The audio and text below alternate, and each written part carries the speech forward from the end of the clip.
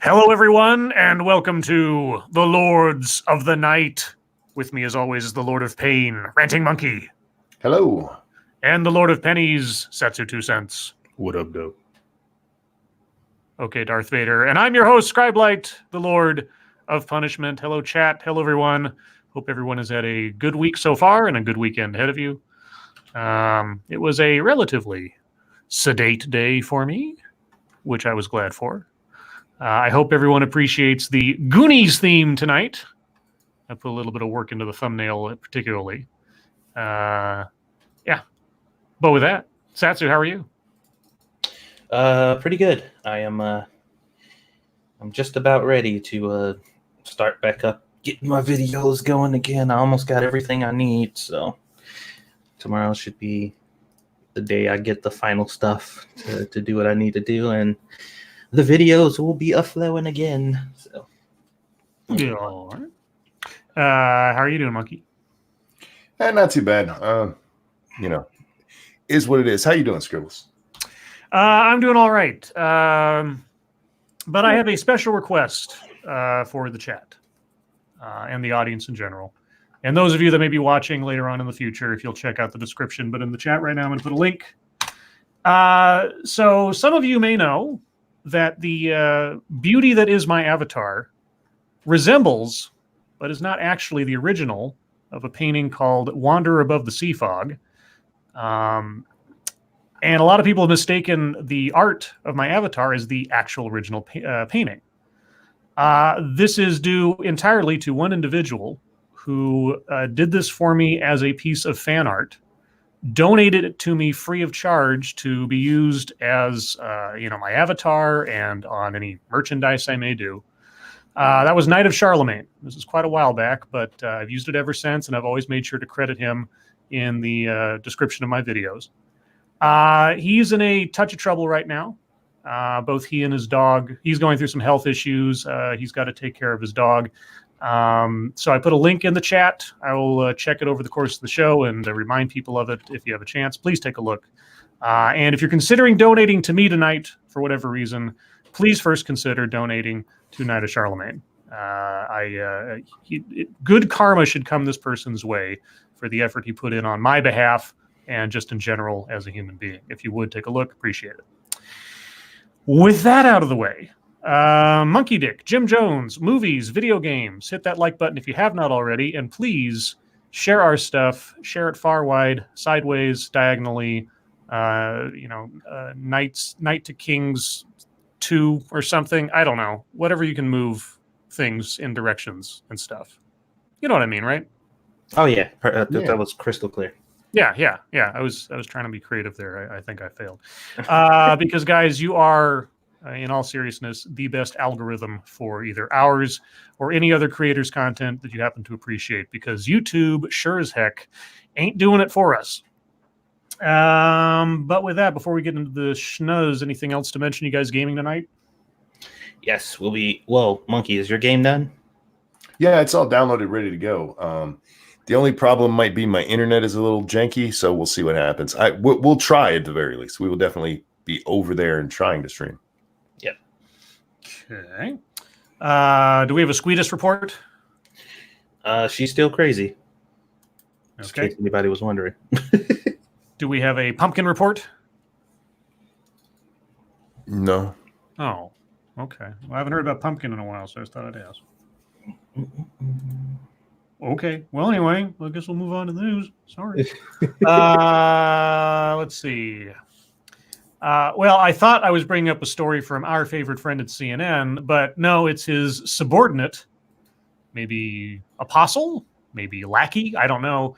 But it's from the heading The Point with Chris Cillizza, but this is by Lauren Dezensky, I think it is. And what we've been waiting for, guys, is finally almost happening. Pelosi about to hit send on the impeachment articles. Took her ass long enough. Well, it hasn't actually happened yet, but it's apparently happening next week. Senate Majority Leader Mitch McConnell may have said it best in a comment to reporters Friday, quote, "At last," unquote. Okay. At last, my love has come along. That was beautiful. I know, I tried. Okay. Thank you, Manic, for the Dog Cat Fox, which says, hiya. Not in the karate way, but just hi, yeah. Thank you, Manic.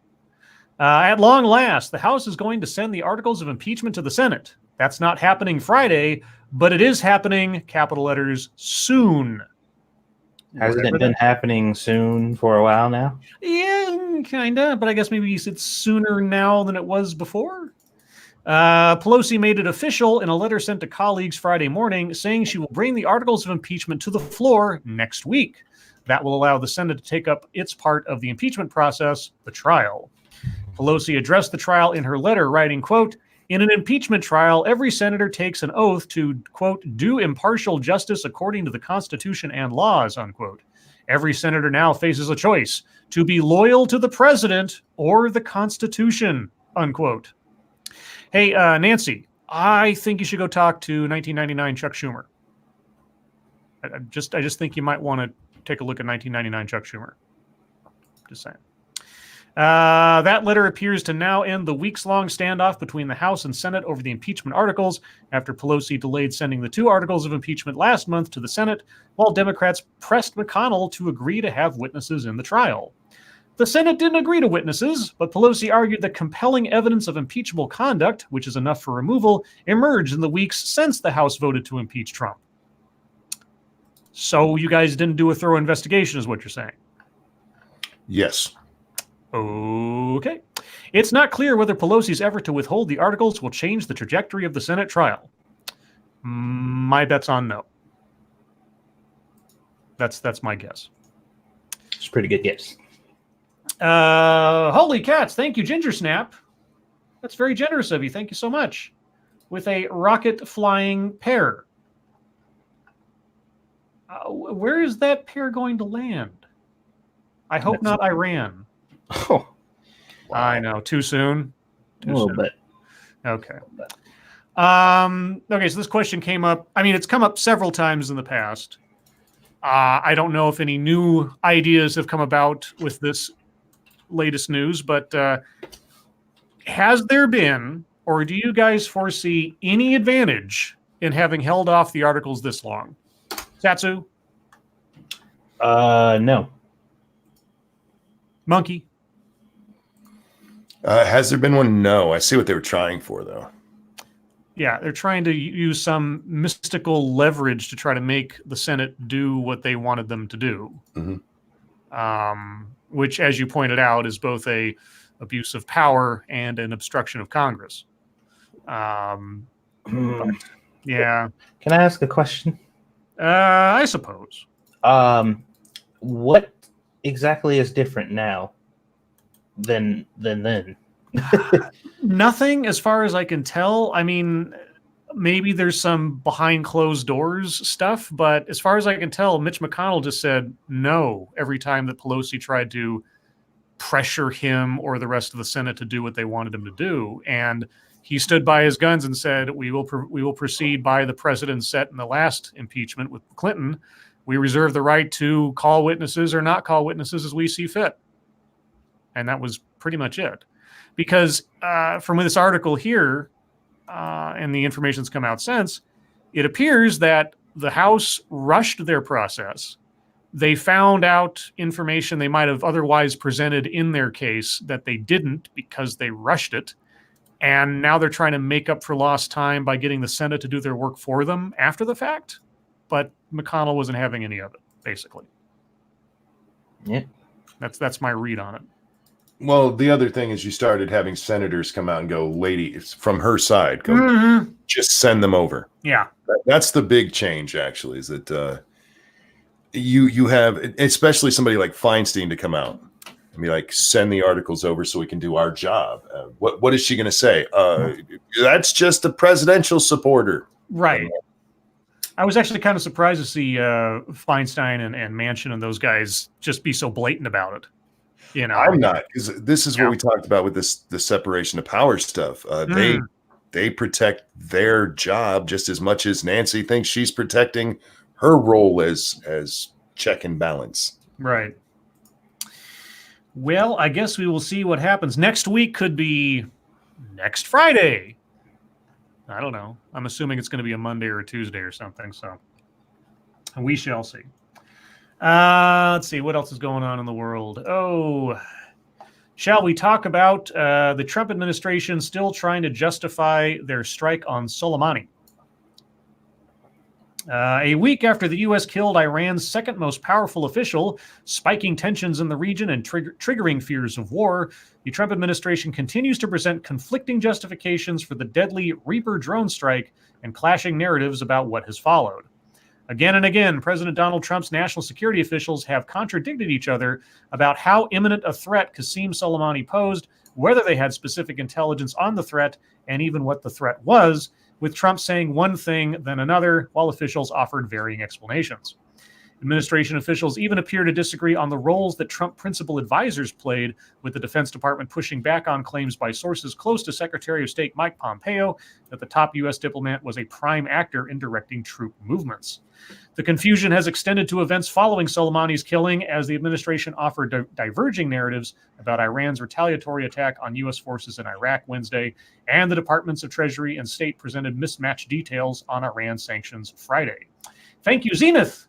Commence annual super chat. R.I.P. Neil Peart. That was the drummer for Rush. That's right. Yep. R.I.P. And thank you, Zenith. Long time no see. Or if I haven't noticed you, it's because you've been quiet. It's good to see you, bud. And yeah, to family and fans of Neil, yeah, that sucks. I'm not a big fan, but I have my fanboyism, so I know how it feels. Sorry about that, guys. Yeah. Let's go listen to some greats, man. Pump up the Tom Sawyer, you guys. That's a great song. Mm-hmm. Let's see. Oh, and thank you, Duck Dog. Dog Cat Fox, sticking a Super Saiyan finger into the sky. That's my interpretation of that. Thank you. Amid the fog, lawmakers from both parties have blasted the administration for failing to share intelligence to support or explain its decisions. Administration officials who brief them insist they explain aspects of the threat that, bizarrely, several members of Congress say weren't discussed at all. The result is that over a week after Trump pushed the region into the edge of possible conflict, lawmakers and the public remain in the dark about the reasons why. Quote, from the very get-go, the public messaging has raised all kinds of questions about whether or not there was sufficient motivation to launch an attack to kill arguably the second most powerful and important man in Iran, said Aaron David Miller, a senior fellow at the Carnegie Endowment for International Peace. Okay. Question. Do you think that if Trump can't ultimately give a reasonable justification, does it matter? To me, no. Okay. That depends. Like, didn't we read something about them trying to limit what the? Well, they said specifically limit what Trump can do without congressional permission. But doesn't that mean limit whatever any president can do? Well, so what passed recently in the House, at least, was a non-binding resolution. So it doesn't really do anything. It's just a declaration, more or less. Okay. Thank you, Gunsky. Keep it up with a exercising pair. He must have jumped off his rocket to go to the gym. Thank you, Gunsky. Yeah, I understand the guy was on a list. He's been marked as a terrorist for many, many, many years. But that also makes the difficult part of it being that he's a official in a sovereign nation and not just some guy crouched out in a cave somewhere. Does the president need a clear and definitive justification to take out somebody who's been marked as a target, even if they are a government official in a foreign nation? Well, by U.S. law, I believe so. We're not supposed to be assassinating people anyway. Right. Thank you, Ford or Carter, whoever gave us that stupid shit. But to me, no, I have no problem. They could come out tomorrow and say that they caught this guy eating Frosted Flakes with a fork, and with who this guy was and what he'd done and what had just happened, I'm fine with it. Thank you, K-Rick. so much. I heard from my mom today, who in turn heard it from her coworker that returned from Iran, that most of the people protesting were forced to do so at gunpoint. I'm not surprised. I remember I did a video like last year or a year and a half ago or something. There were protests in Iran against the government, and there was a propaganda video put out by my old friends at Islamic Pulse, where the guy was trying to say, "Oh, protests are completely allowed in Iran. We don't suppress people or anything." And then he quoted part of the law that said, and I'm paraphrasing, you're free to do anything so long as it does not conflict with the Quran or Sharia law or anything.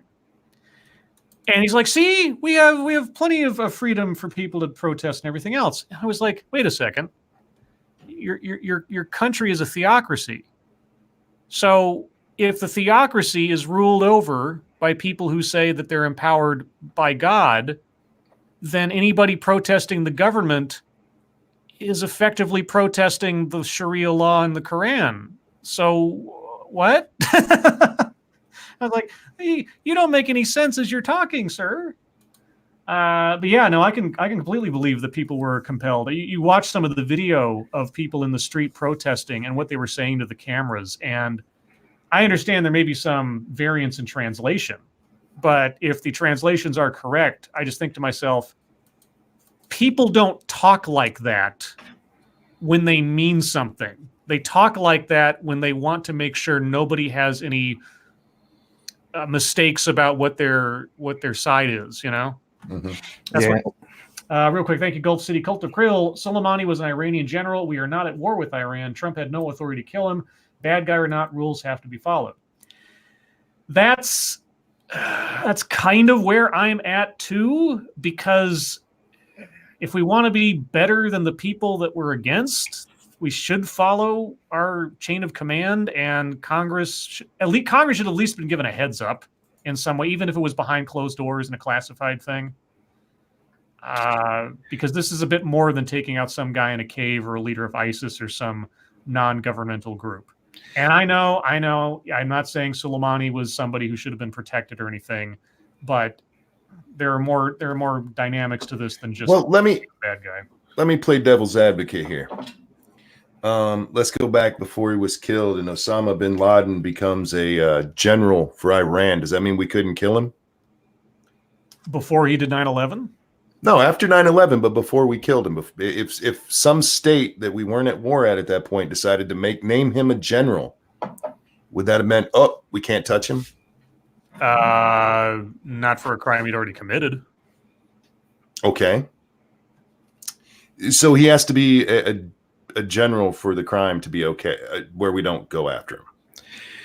Well, that question actually brings up an interesting point, because there's a lot of self-righteous, morally superior people chiming in on this conversation, and the root of this talk that nobody's really talking about is the fact that we let bad people get away with bad shit all the time.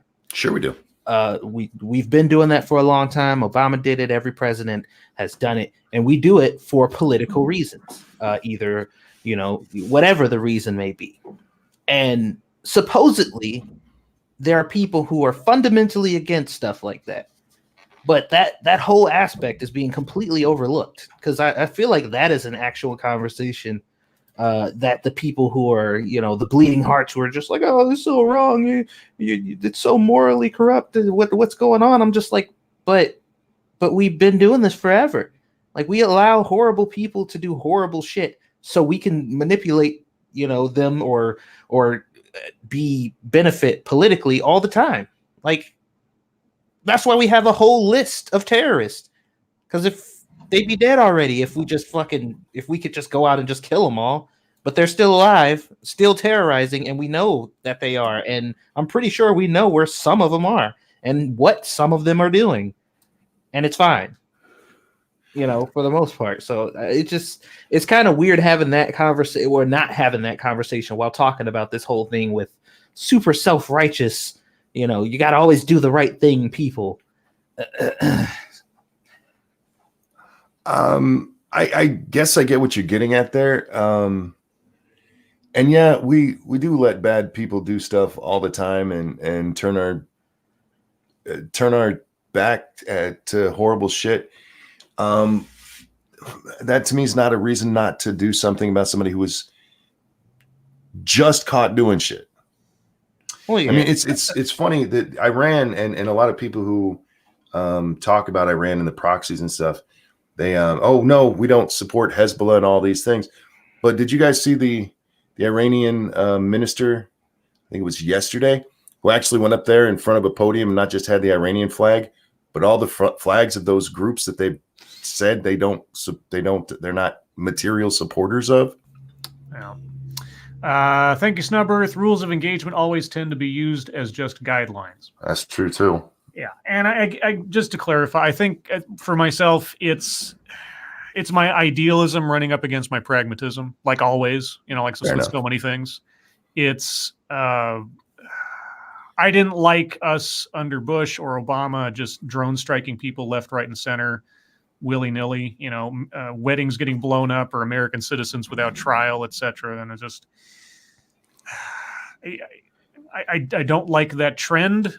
Even if Trump had I don't know. It's just one of those things where it's like, I understand there was an opening, there was precursor events that maybe justified it in Trump's head, but it's the whole imminent thing. It's him saying that there was an imminent threat beyond or within recent or near to what was going on when he struck the guy. If you're going to make an excuse for it, make it a truthful excuse. I don't like somebody coming back and saying, oh, he was going to do a thing in the stuff, and then coming back and saying, well, we don't have any proof of that. Was he a bad guy? Sure. There are a lot of bad guys in the world. If you wanted to do it because it was a moment of opportunity and this guy was on a list, just say that. Saying that there were oncoming attacks that you had intelligence of specifically, if you got it, you got to show it to somebody. I guess that's where my biggest problem is just the justification part of it beyond he was a bad guy. And if you're gonna do it on impulse, just be honest about it. Yeah, in relation to the previous comment too, there was also people on Twitter who claimed to be from Iran who were saying that the narrative that they were forced to do it is a lie. So I mean, that's been floating out there too, because I've heard both things. I've seen people say that, oh, they were forced to do it, and then I've seen people like, no, I live here and we weren't. So that could go either way, I guess. All right. Moving on. Let's see what time we got. Okay. Let's see. Texas will not resettle refugees under Trump executive order. Texas will not resettle refugees in 2020, Republican Governor Greg Abbott told the Trump administration Friday, citing a responsibility to use state resources for those already residing in Texas. Texas is the first state to decline resettlement as part of a new executive order that requires state and local governments to give consent to receiving refugees. Abbott said in a letter to Secretary of State Mike Pompeo that the state and nonprofit organizations, quote, have a responsibility to dedicate available resources to those who are already here, including refugees, migrants, and the homeless, indeed all Texans, unquote. Quote, as a result, Texas cannot consent to initial refugee resettlement for fiscal year 2020, unquote. Last year, Texas resettled 2,230 refugees, taking in the largest number of refugees compared to other states, according to State Department statistics. Trump's executive order directed states and localities to provide written consent to resettle refugees in their jurisdictions. 39 states have told the State Department they intend to continue to place refugees in their states. Of those, 17 are led by Republicans. Let's see. States have until June 1st to provide consent, but resettlement agencies need to submit proposals for federal funding later this month, creating a de facto deadline. Huh. So if an executive order says you got to do a thing and you don't do a thing, what happens?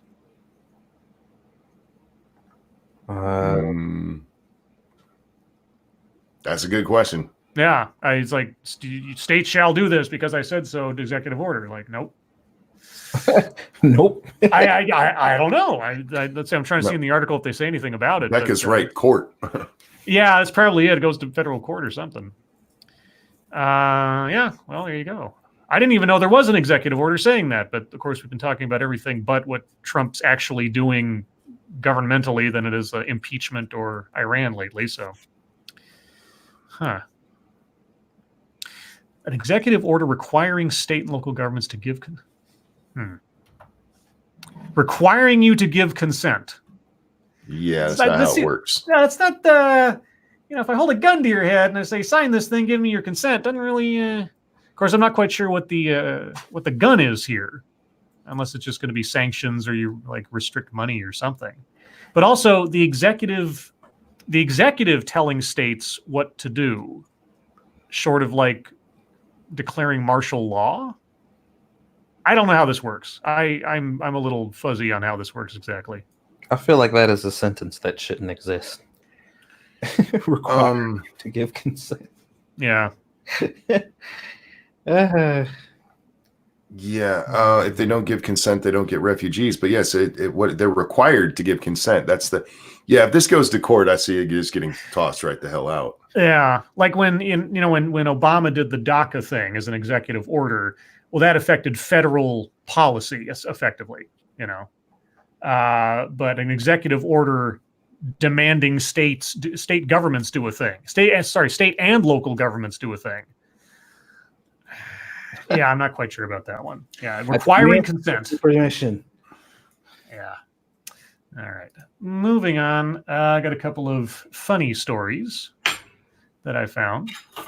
Man breaks into Taco Bell, prepares food, takes nap. Taco Bell wasn't open on Christmas Day, but a burglar in Georgia decided he wanted a festive feast anyway and to take a nap while he was at it. Police have asked for the public's help in identifying the man who broke into the restaurant, prepared food, and fell asleep early Christmas morning. At around 12:15 a.m. on December 25th, holy cats, thank you, Turricular Herophilus, for the number one dogcat fox in a samurai garb. I don't understand the logic behind these cartoons that YouTube has provided.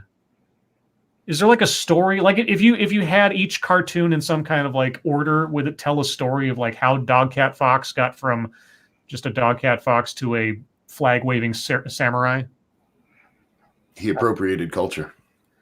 Well, maybe he's a Japanese Dogcat Fox.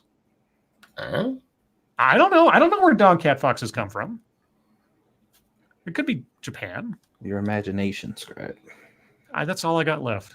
That's really all I got left. Let's see. Speaking of imagination, let's see. 12:15 a.m. December 25th. The man approached a Taco Bell in unincorporated Lawrenceville. Sounds like a paradise. And entered through the drive-thru window. Surveillance video showed him using the fryers to make himself a meal. After eating, he proceeded to take a nap on the restaurant floor. Prior to leaving, about 3 hours later, the suspect stole a laptop and tablet. The suspect was described as a black male wearing black sweatpants, a black hooded sweatshirt, and black sneakers. I see a pattern forming here. He's consistent. There's that, and fashion is fashion. Thank you, Sanguine. Is it janky writing where what is meant is that in order for states to be given the refugees, they have to opt in rather than them being told to opt in? Well, the way the article laid it out, requiring states' consent. I mean, if I misread it or if there's a more clear interpretation of exactly what the executive order says, by all means, correct me. But that's how it read. And if the state was defying the order by not accepting the refugees, then I have to assume the executive order was essentially requiring them to accept the refugees. So, yeah. I'll take clarification if there is some. I'm kind of surprised they didn't actually give the name of the executive order or the number in there. Thank you again, Zenith. I'm ready to learn the extended YouTube sticker universe. Yeah, see, I'm wondering, is there like a hidden chain of events inside those stickers?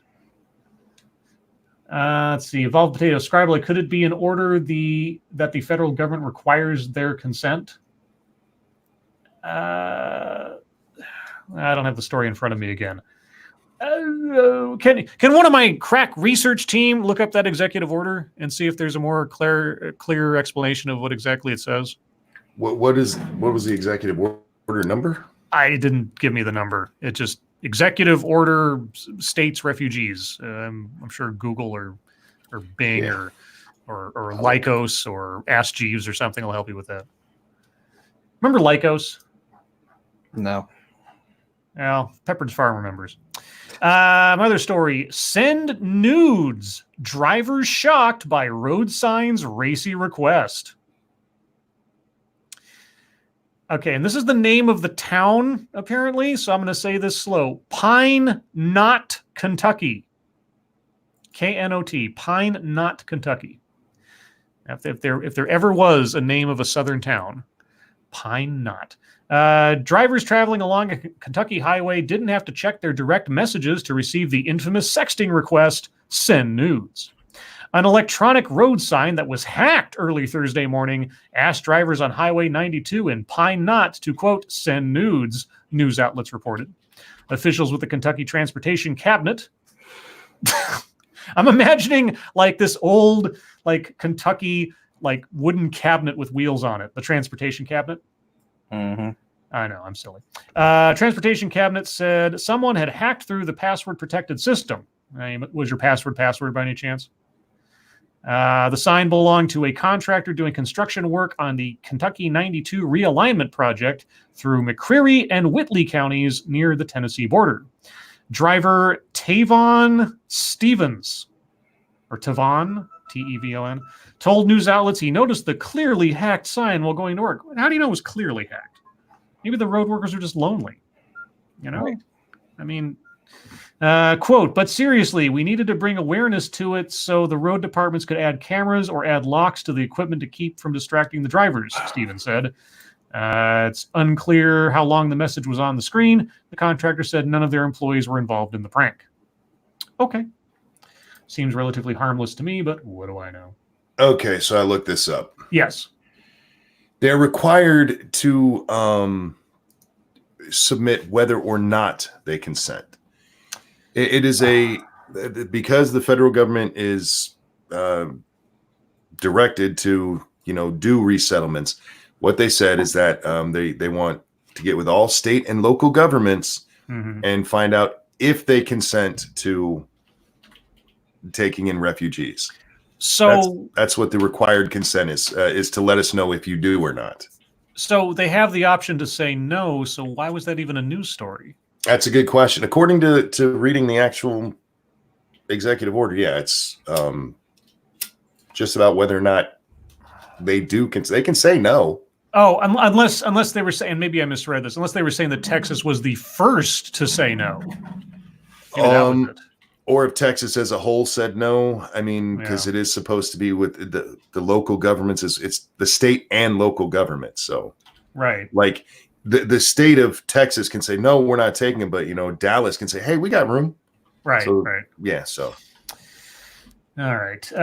Before we get on to MSS News, I'm going to put the link to Night of Charlemagne's fundraiser in the chat again. Let's see. Before we started the show, there was out of a $2,000 goal, there was 2,000 pound goal. There was 200 pounds. Sorry. And now there's 240 pounds. So thank you guys so much. I got anonymous donations there. So thank you. Be sure to take a look at that, guys. As a reminder for anybody who showed up late, Night of Charlemagne is responsible for the artwork that is my avatar and is such a perfect variant on the original painting, The Wanderer Above the Sea Fog, that I've had more than a few people tell me they've seen my avatar on books before. And I'm like, I don't think you have. Just saying. Because it's that good. Thank you, Sanguine. Or did they break the 90-day window clause? Could be that. Maybe. Yeah, because they had 90 days to respond. Right. Okay. All right. Well, guys, we're going to move on to MSS News. If you guys have news stories you would like us to read on the air, please send them to us via Twitter using the hashtag MSS News. Can't promise to get to them all. But that's because of either A, I'm long-winded, or B, somebody sends us something that gets us really talking for a while. These things have happened. Let's see. So this one comes from senior staff reporter and chief Florida correspondent Colleen Bernier, and also the director of the Lords of the Night Goonies mashup thumbnail. A beachcomber brought home what she thought was a rusty old plate. Months later, she learned it was a landmine. I'm assuming it didn't go off. Back in April, Jane Wilson found what she thought was an old plate lying on the beach. The truth is a bit more explosive. Wilson, who works as a private home health aide, was walking her client's dog around sunrise on Indian River Shores Beach in Florida. The average beachcomber likes collecting sea glass, so she examined the seashell beds. Sally sells seashells by the seashore. As she walked, just in case something caught her eye.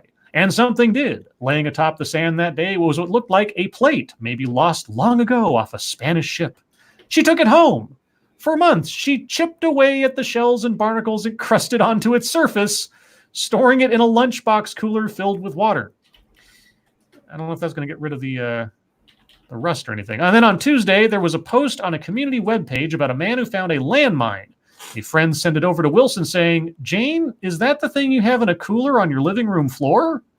That's when Wilson realized what she had stored at home. For the past 9 months, she'd been chipping away at a landmine. She called the Indian River Shores police, who told her to evacuate her home while they notified a nearby Air Force base to pick up the mine. Wilson, though, reasoned that if it hadn't gone off in the last few months, it probably wasn't going to go off now. Instead, she brought it to her client's house and decided to leave it outside for the authorities to collect. Okay. Indian River Shores Police Captain Mark Shaw told the News that similar finds occur all the time in the area. Quote, "You have to be extremely careful. You never know," he said. We treat it as live and able to explode at any second. And that's where the story ends. So I'm assuming they picked it up and disposed of it. So I'd imagine so, yeah. there you go, guys. If you find an old rusty plate on the beach, leave it alone, just in case. Moving on. This one comes from the other TM writer. Not the real, I guess not the real. Didn't he have like a Twitter trouble, TM writer?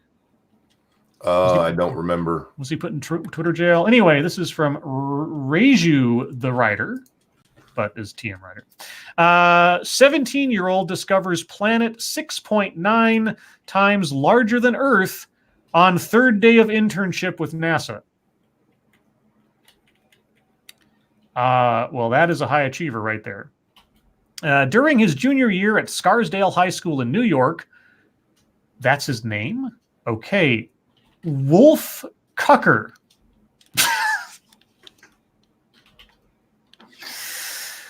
Okay, I might be mispronouncing his last name. It's Cukier. But part of me just wants to say Wolf Cucker. That is an interesting name. I know. Wolf Cucker landed a 2-month internship with NASA. So during the summer of 2019, he traveled down to NASA's Goddard Space Flight Center in Greenbelt, Maryland.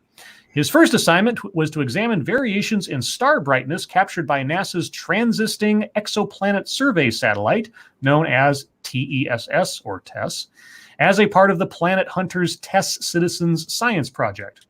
Just 3 days into his internship, Cucker discovered a new planet. NASA announced the news on their website this week after confirming the teenager's work, submitting a paper that Cucker co-authored for scientific review, and announcing the discovery of the planet, now named TOI 1338b. Seriously, guys, you got to come up with a better name. I mean, 6.9 times the size of Earth, I call like Bertha or something. Planet Bertha. Maybe Tess Holiday. I mean, Tess, you know. It's Tess. That makes sense, right? Nice. I know, that's not nice, but I don't know what else to say. All right. Well, good job on that, kids, for doing that. And also, I don't know, does that embarrass NASA? And a bunch of like professional scientists didn't spot that before he did? I don't think they care. Probably not. They probably thought he probably had a lot more time to find it. Being That just could be an it, too. intern. Let's see. This one comes from Nitra Martin, or Nitra Martin, or is it Weebo? Weebo. Weebo. Hello, Weebo. Hi, Weebs. Hey. Hey, Uh, buddy. I worked you into the tonight's thumbnail for the show, and so Oh, yes, I thought, saw. did you see that? I Have did. you seen Goonies? I have. What, do you think I am uncultured? Well, I thought maybe you were SDA. No. No. Okay. I've seen a great deal more movies than SDA has. Excellent. Thank you, Frosted Glass. Original name of Cucker69 was turned down. Yeah, if you, I'm sure I'm mispronouncing the last name, but sorry, Wolf Cucker just sounds great. So Weebo, what's exciting and new in the Weebo world? Oh, so I'm coming out with a trilogy series over the next 3 weeks because I'm going to Paris tomorrow. So that's Ooh. new and exciting, right? What are you going to do in Paris besides not shave your armpits? Well, I already kind of started on that because I left my razor at home, but I got a new one, so don't you fear. My armpits will be hairless. All right. I will not do what the French do and be that way. But no, I'm there to study the French Revolution. So a lot of the sites that I will be seeing and visiting have to pertain to the French Revolution. I will also hopefully be able to visit the catacombs and the crypt of Notre Dame, and that I can't visit the actual cathedral itself. I think it's still shut down from the fire we had. Yeah, it's still kind of falling apart. They're not quite sure if they can save it at this point, last I read. Fat Pepe rip. Yeah. Anyway, so I'll get to see the outside of it, what's left of it. Unfortunately, I can't go inside. Since you're going to study the French Revolution, are you going to go and find yourself a commemorative guillotine? I could do that. You should I find don't know if I a can little miniature guillotine just to bring home with you. I believe the guillotine is pronounced guillotine. Oh, whatever. Yes, it is. Whatever. Frenchie, whatever. Off with his head. I mean, I speak a little French. You want to hear it? One potato baguette. I surrender. That's fair. No, not really. I mean, the French Resistance was kind of badass back in the day.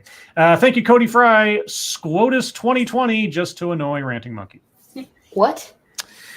I'm still there's a movement in our chat to put Squeetus up for president. So POTUS, President of the United States. Mm-hmm. So Squotus 2020, I believe, is meant to be Squeetus for president 2020. But okay. Here's the issue with that. Hmm. Constitutionally, it's not viable for Squeetus. Yeah, to the be president. Constitution. Who cares? There's It's like just a the limit. There's like an age limit or an age, Yeah, prerequisite. minimum. Yeah, I know. Yeah, there's a minimum age, but one executive order and that's fine. No, It's that's fine. not how that works. Yeah, well, you'd be surprised. You'd be That's most surprised. certainly not how that works. All right. Well, let's move on to the wonderful world of airplanes, because we will be on airplane shortly, I assume.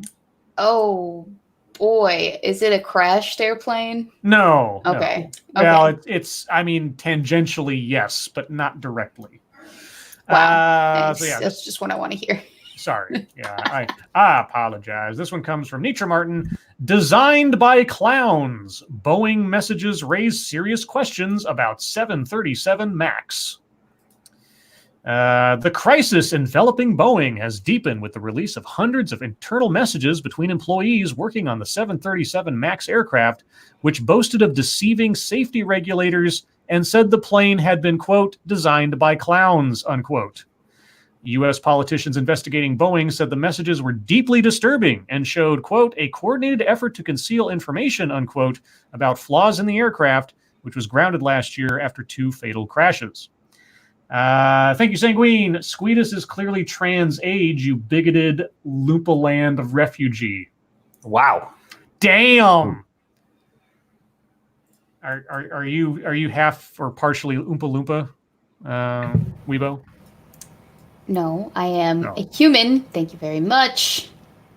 She's Just full 'cause- hottie. Yes. Exactly. Yeah, she's a tiny little fire plug of hotness. something like that. Thank you. You sound like Colonel Sanders there. Because Weibo is made of chicken. No. I'm made of flesh. Human flesh. Flesh. She's made of flesh and boob. Chicken Yes. Bone, Okay. flesh and bone. Flesh and schlong. In an exchange in 2018, one refers to, quote, the very few of us on the program who are interested only in truth, unquote, and asks, quote, would you put your family on a Max simulator trained aircraft? I wouldn't. The other employee responded, no. Another employee wrote, this airplane is designed by clowns who in turn are supervised by monkeys. Referred to its piss poor design and urged, let's just patch the leaky boat. You know, the more I read these little messages, I think back to the financial crisis and the subprime mortgage loans and all that stuff, where the guys were sending messages back and forth talking about how shitty the investments were, but still selling them to investors. Thank you, Chicago Mike. Weibo, if someone has the name Ted Stryker on the plane, then don't eat the fish. That is absolutely true. That is very good advice. Noted.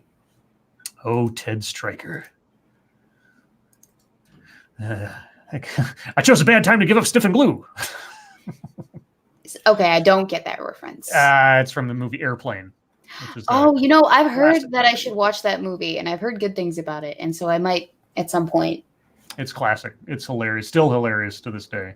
Yeah, They got their best move was not only almost word for word recreating the dialogue from an old black and white drama movie, and just them saying it straight makes it hilarious, but they hired a bunch of actors who aren't known for comedy. They're actually known for dramas or serious roles, and made them do hilarious things, and it just makes it so much better. Let's see. This one comes from Shrouded Angel. Wrong window. There we go. Officer facing jail after having sex in prison with gangster Cocky Curtis Warren. Is he known as Cocky for any reason other than his, devil may care attitude? Stephanie Smithwhite. This is in Britain, by the way.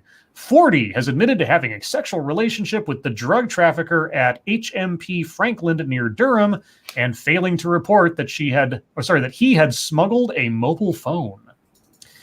A female prison officer at a top security jail is to serve her own custodial sentence for having an affair behind bars with a notorious gangster, Curtis Cocky Warren.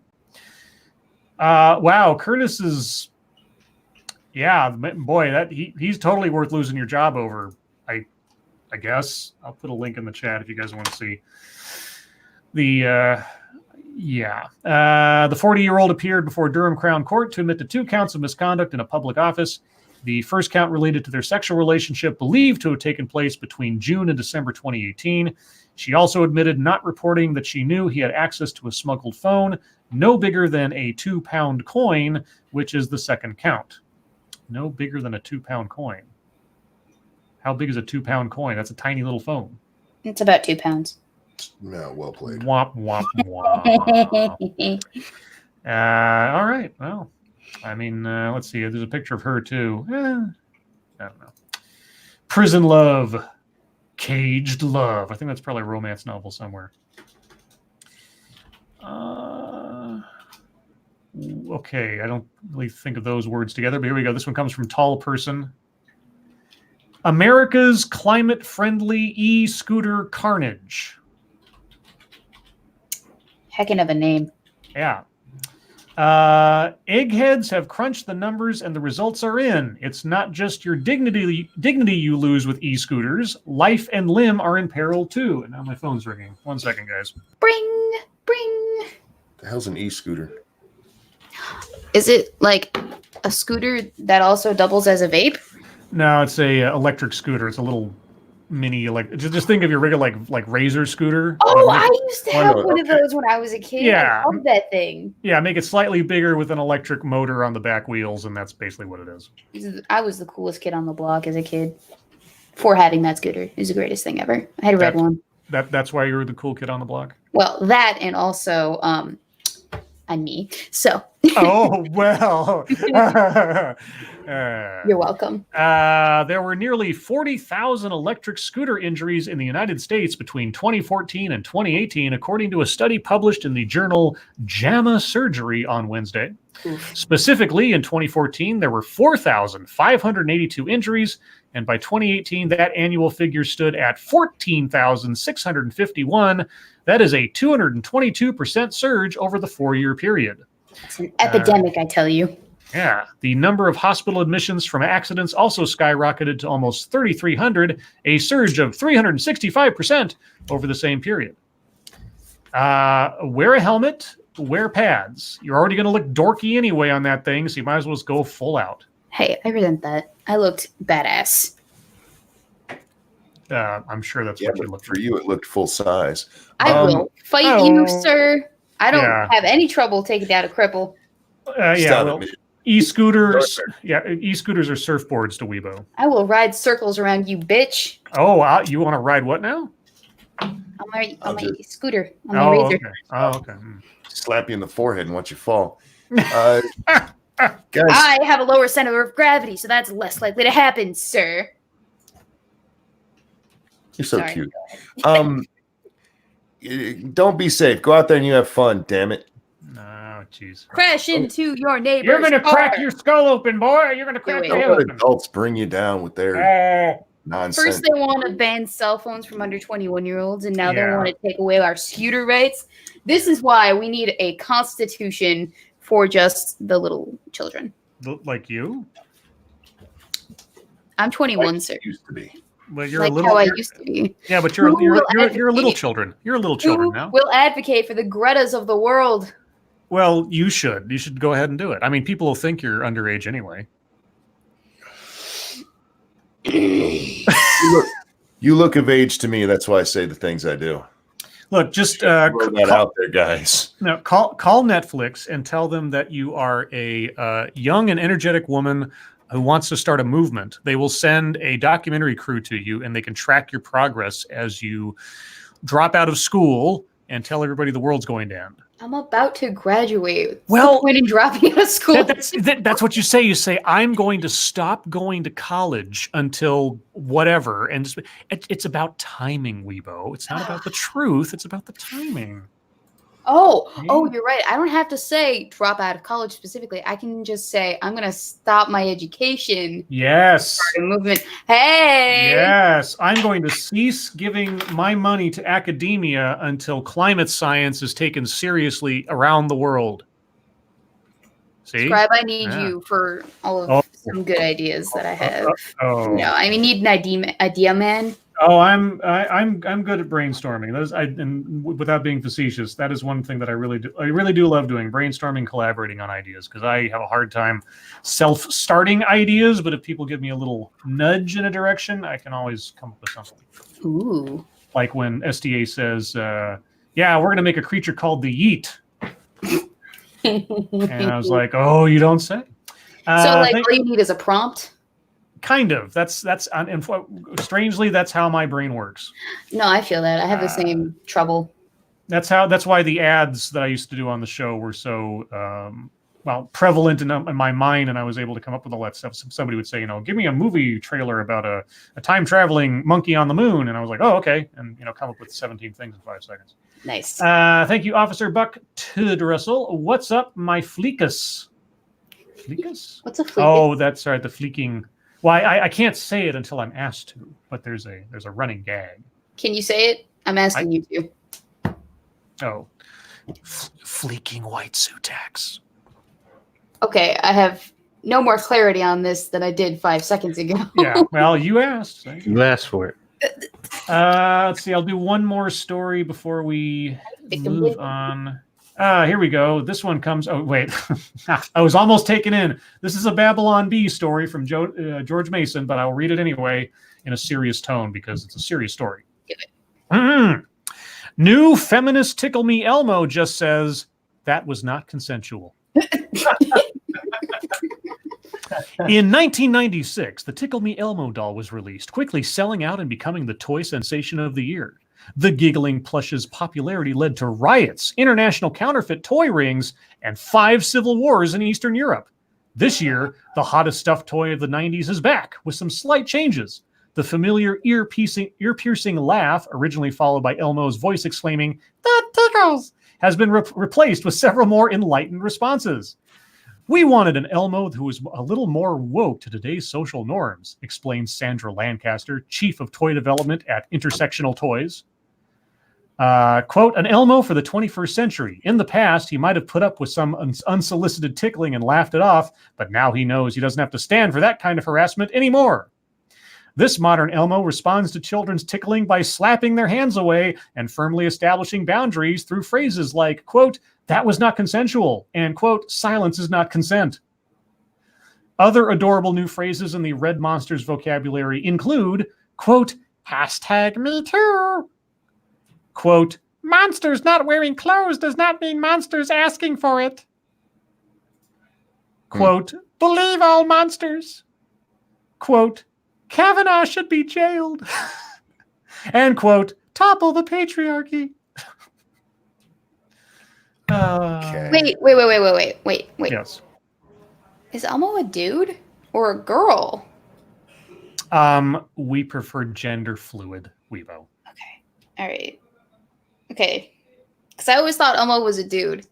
If Elmo was a dude, then because of virtue that Elmo is a dude, we can't take his sexual assault seriously, right? Because that's just the way that the cookie crumbles. Cookie.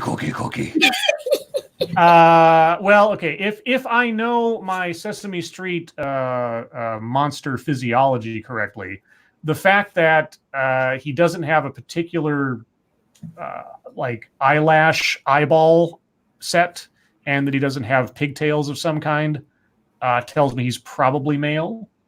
But who knows? Really, who knows? So then obviously this article is satire.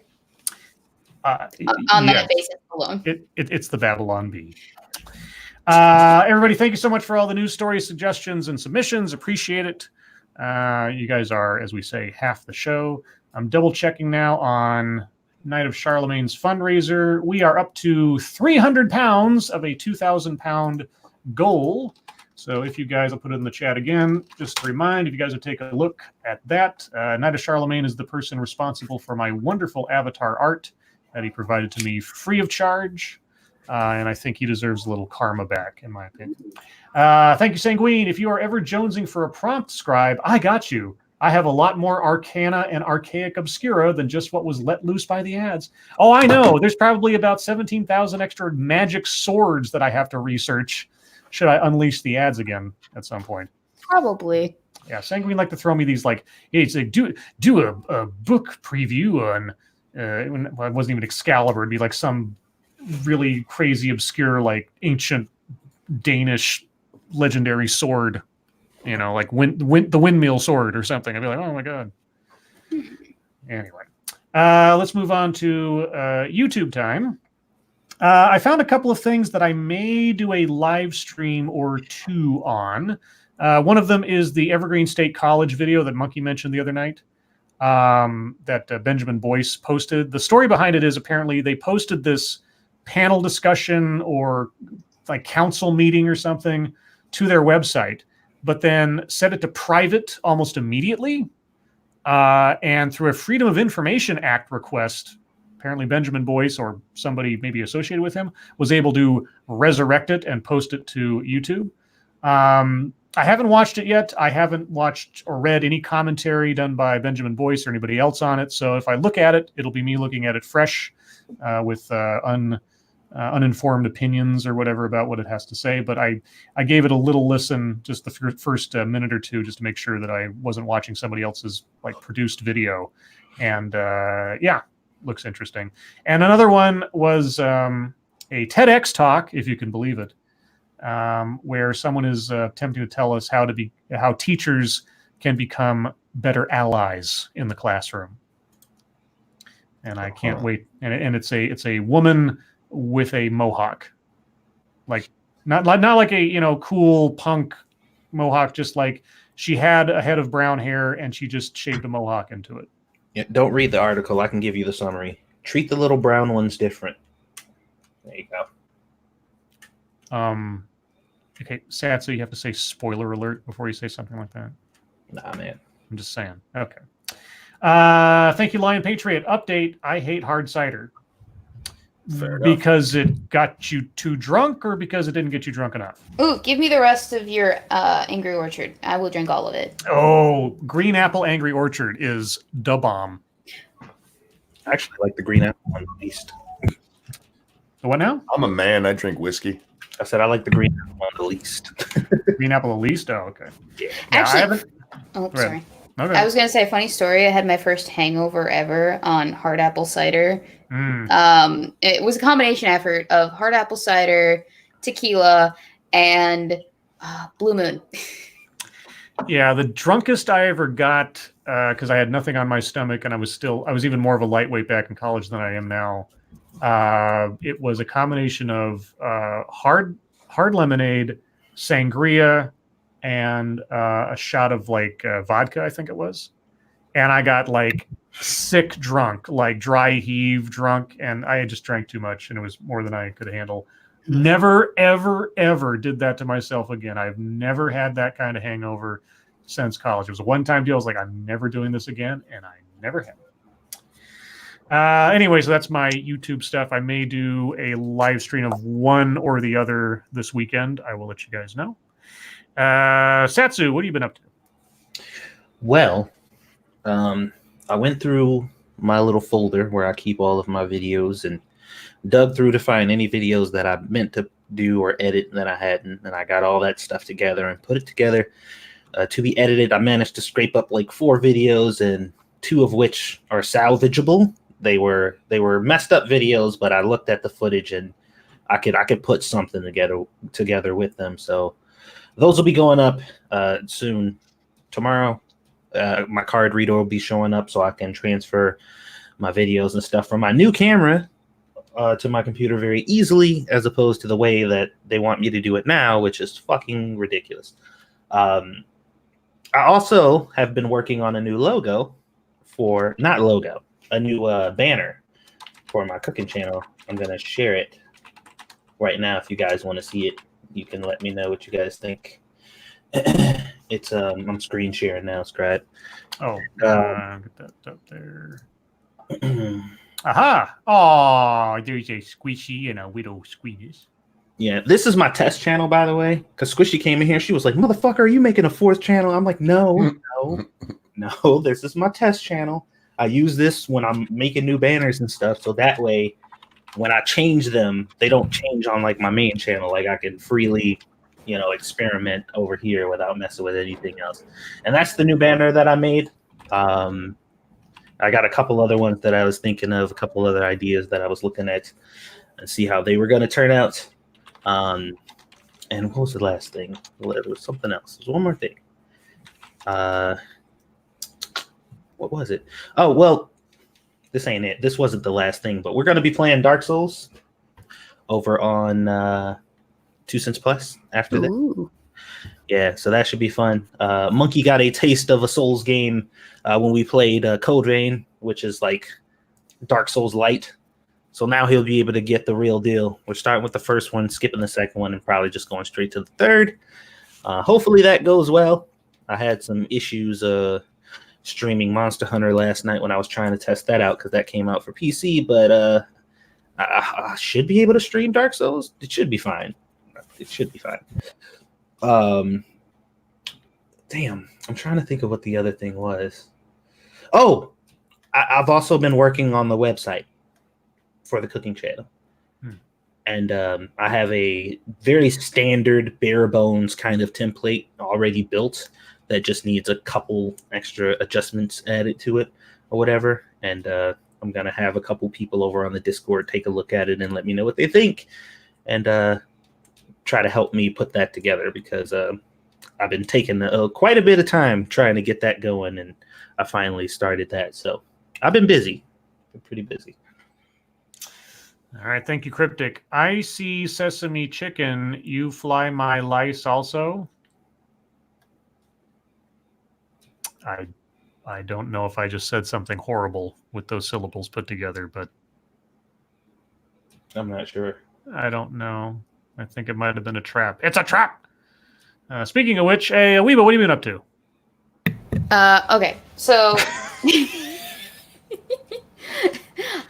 so as I mentioned, I'm releasing a trilogy over the next 3 weeks or so because I'm going to Paris. But the trilogy itself, I'm super excited about it because over the course of all three videos, you slowly see me progress as I lose my sanity while I'm responding to a 19-minute long video that someone sent me. Oh God.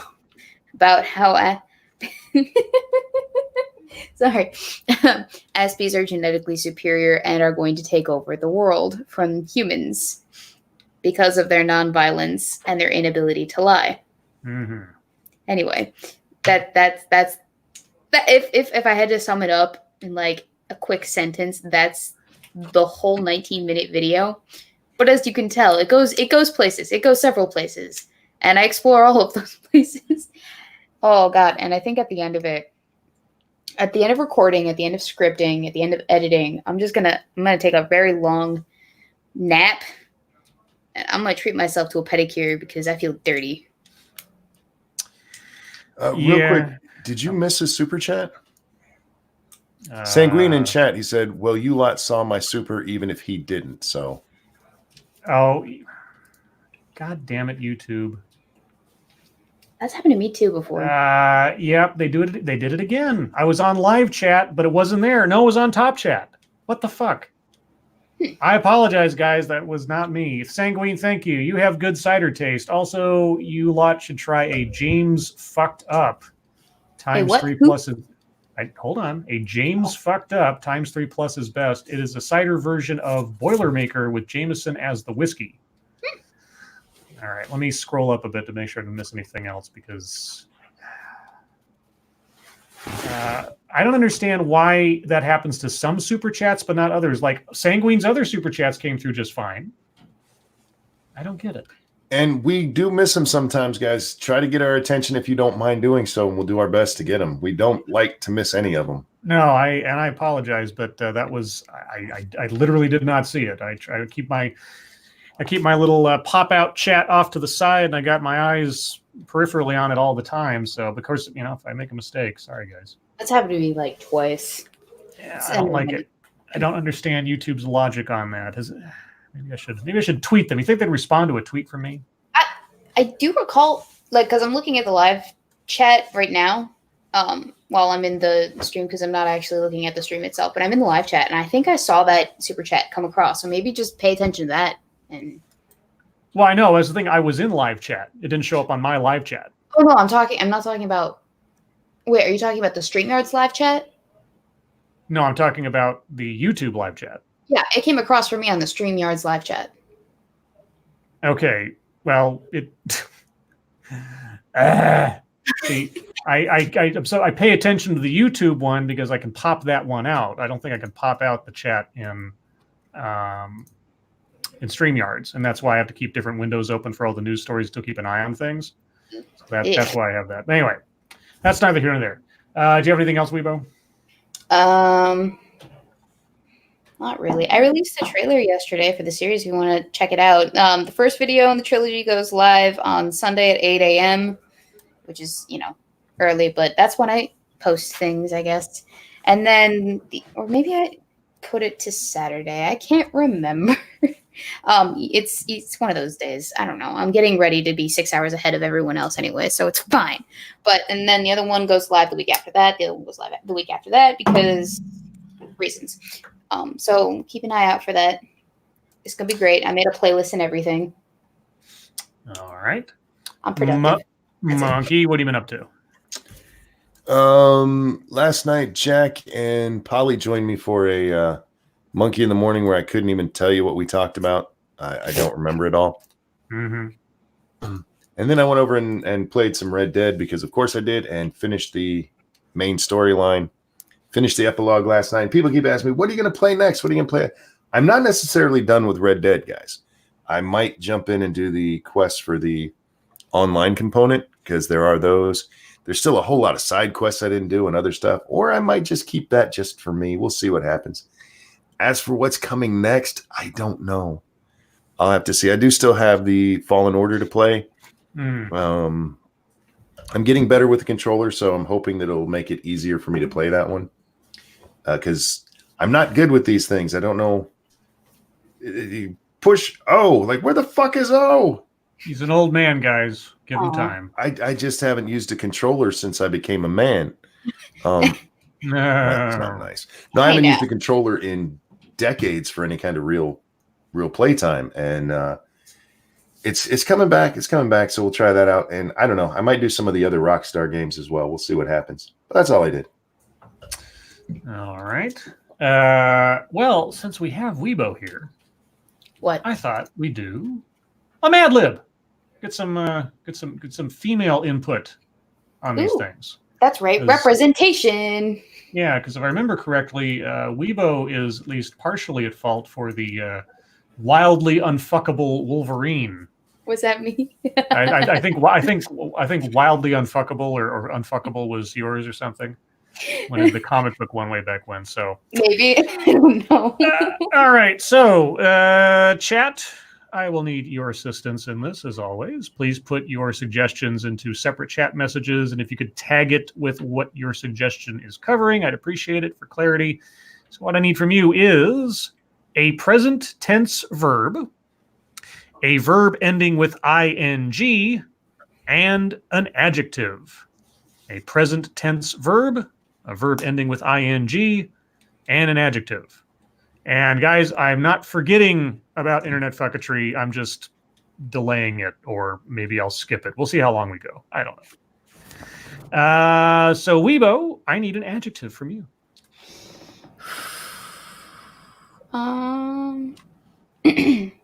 Prickly. Funny you say that, given the other night. Monkey, I need a time.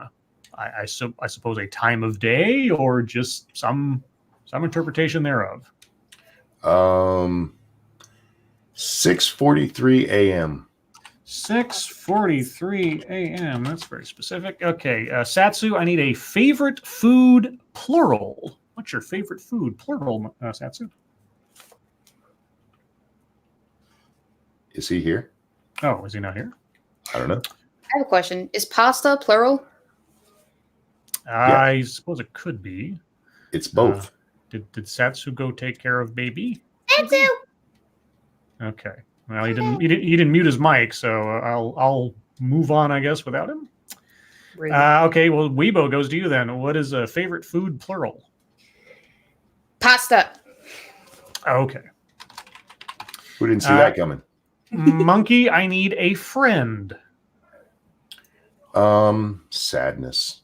Hey. Oh, hello, sadness, my old friend. Weibo, I need a plural noun.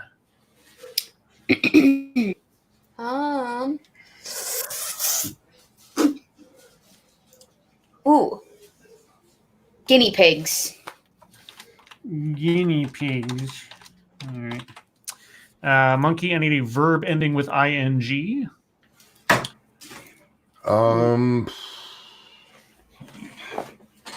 Humping.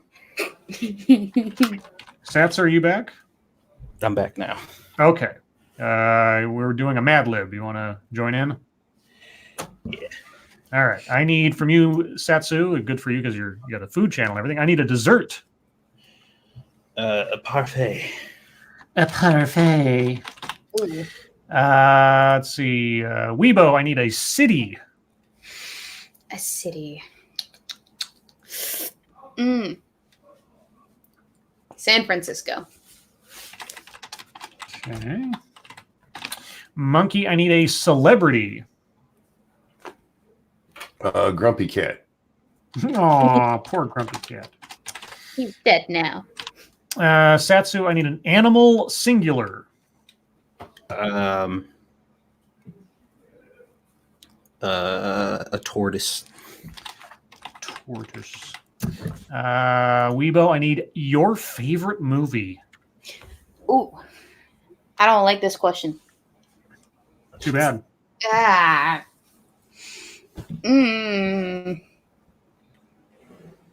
You know it's Tremors. deep throat. Just say deep throat. It's fine. Tremors. Tremors. Oh, that's a good choice. Tremors is great. I love Kevin Bacon in that movie. Oh, yeah. Monkey, I need a number. Just a number. 3. See, if I had gotten that, I would have said 8675309. But that's just me. And Satsu, I need a plural noun. Let me see here. Destructo discs. What? Okay. Destructo discs. All right, on to chat. Present tense verb. Who's got the present tense verb? Let's see. Fairly Becca says swim. Sure. Verb ending with ing. Let's see. I'm find something funny. Something funny. Let's see. Where's all the verbs? Attack Alpaca says tinkling.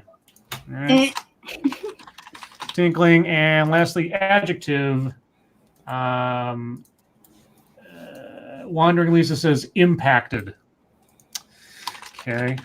If that's your wisdom teeth, I feel sorry for you. All right. Like a vowel? Yeah, maybe. We'll see what the Mad Lib says. All right. This one is called Plans for a Great Summer. All right. This is going to be the most prickly summer ever. I am going to sleep until 6:43 a.m. Then I'm going to have pasta for breakfast. After breakfast, Sadness and I will go to the beach and build sand guinea pigs all morning. Sadness and I will build sand guinea pigs. If we get bored, we will go down to the park and go roller humping. Roller humping. That sounds like a new twist on an old favorite. For lunch, we will have parfait sandwiches. Later in the summer, I may take a trip to San Francisco to visit Grumpy Cat, or maybe I will go camp and learn tortoiseback riding. That's fair. I definitely want to watch Tremors 3 times.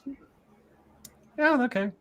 Last week, my parents were talking about having me clean the Destructo discs out of the garage. They also want me to swim the lawn every week, and I think they said something about tinkling in the garden. I hope they won't be too impacted when they find out I already have plans. That That hang out with Sadness. That was very tame, except for the roller humping. Yeah, the roller humping. That whole thing worked out pretty much. Yeah, it almost sounded legit. Okay, I will not be roller humping in France, monkey. Why not? Isn't that what the French do? I don't know what the French do. All right. Well, let's try to step it up for this one because it sounds like it's going to be funny. We'll do one more and then we'll move on. Chat, I need from you, and so because it does it twice, I need 2 different verbs ending with ing. So one verb ending with ing, a different verb ending with ing, and lastly, a singular noun. So 2 different verbs, ing, and a singular noun. Weibo, I need a time. We got a time again. So, specific or abstract? Go ahead. Okay. 3:03 a.m. 3:03 a.m. Monkey, I need clothes, plural.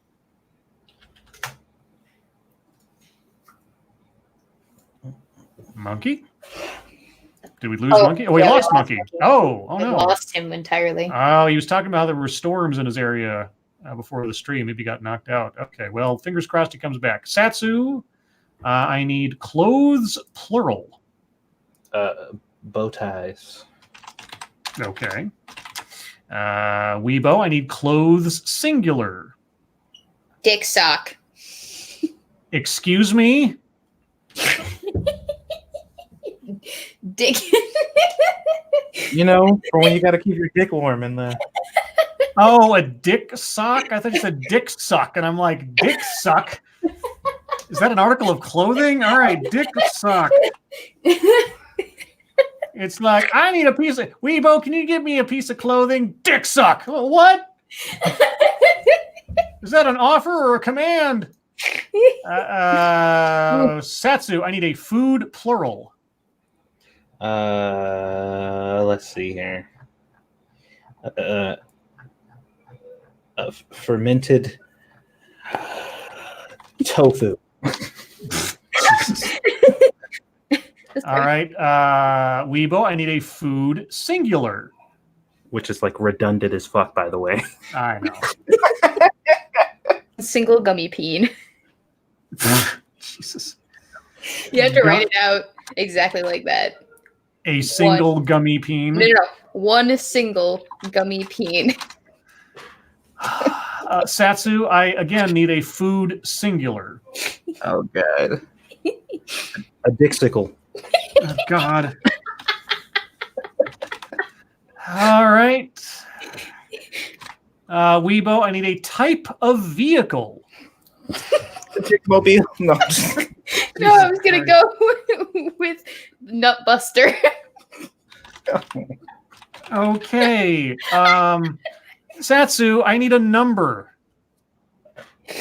69. 69, yeah, saw that coming.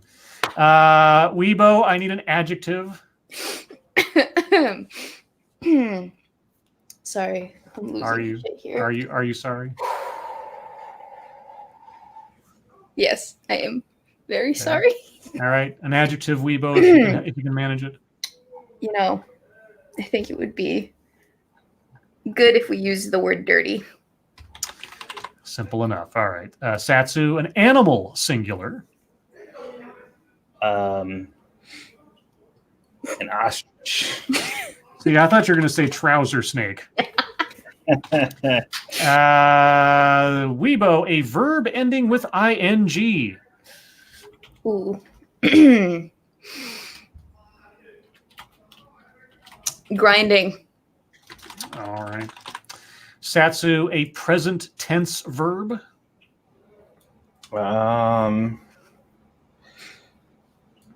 Let's see. Something not violent. Something not violent. I'm trying to, because every time I get a present tense verb, it's violent. That's the first thing that comes to your head. Yeah. All right, what's the second thing then? Sexual. Go with the sexual one. Stick with the theme. I don't know. Let's go fuck. What? Fuck. Fuck. Okay. All right. And lastly, Weibo, another verb ending with ing. Dicking. All right. On to chat. I need two different verbs ending with ing. Let's see. Who do I have here?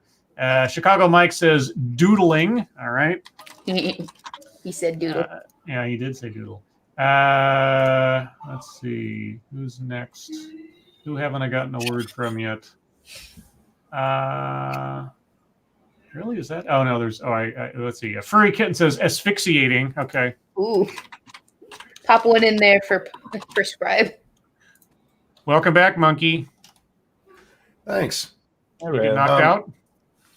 No, there was a flash and it reset the router, so I had to wait for it to come back up. Well, tell it to stop. Satsu, check your Twitter, dude. Okay. And a singular noun. Noun. Daryl Parnass, why not? Says fleshlight, so why not? All right, guys. Now, with all of those selections in mind and the theme thereof, here is the title of your last Mad Lib of the evening. Kids in Space. Oh, no. Oh, boy. What if you lived on the International Space Station? Imagine your normal day as it is now, but in space. In the morning, you get up at 3:03 a.m. and get dressed in your space bow ties and space dick sock. There is no gravity in space, so you float into the kitchen and eat your breakfast of dried fermented tofu, one single gummy peen in a tube, and smashed up dixicle in a plastic space container. Oh, no. Then, instead of taking the bus to school, you hop into a nutbuster and orbit Earth 69 times.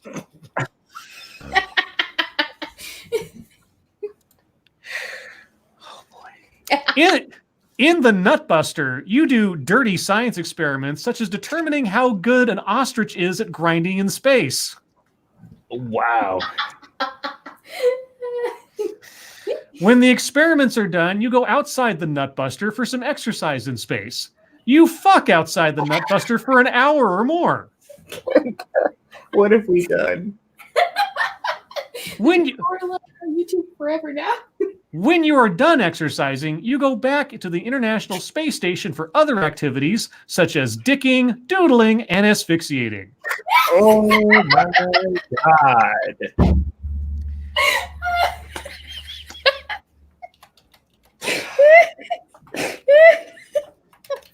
You end the day by sending a fleshlight to your parents via the space computer, and they tell you goodnight from Earth down below. Oh, sweet you. That sounded wholesome at the end. Almost, didn't it? Wow. All right. Well, thank you guys for all your contributions to that. Yeah, I hope you guys enjoyed Michael Jackson's Space Adventure. Oh, God. Gives me to express. Does anybody have any quick fucketry they'd like to mention?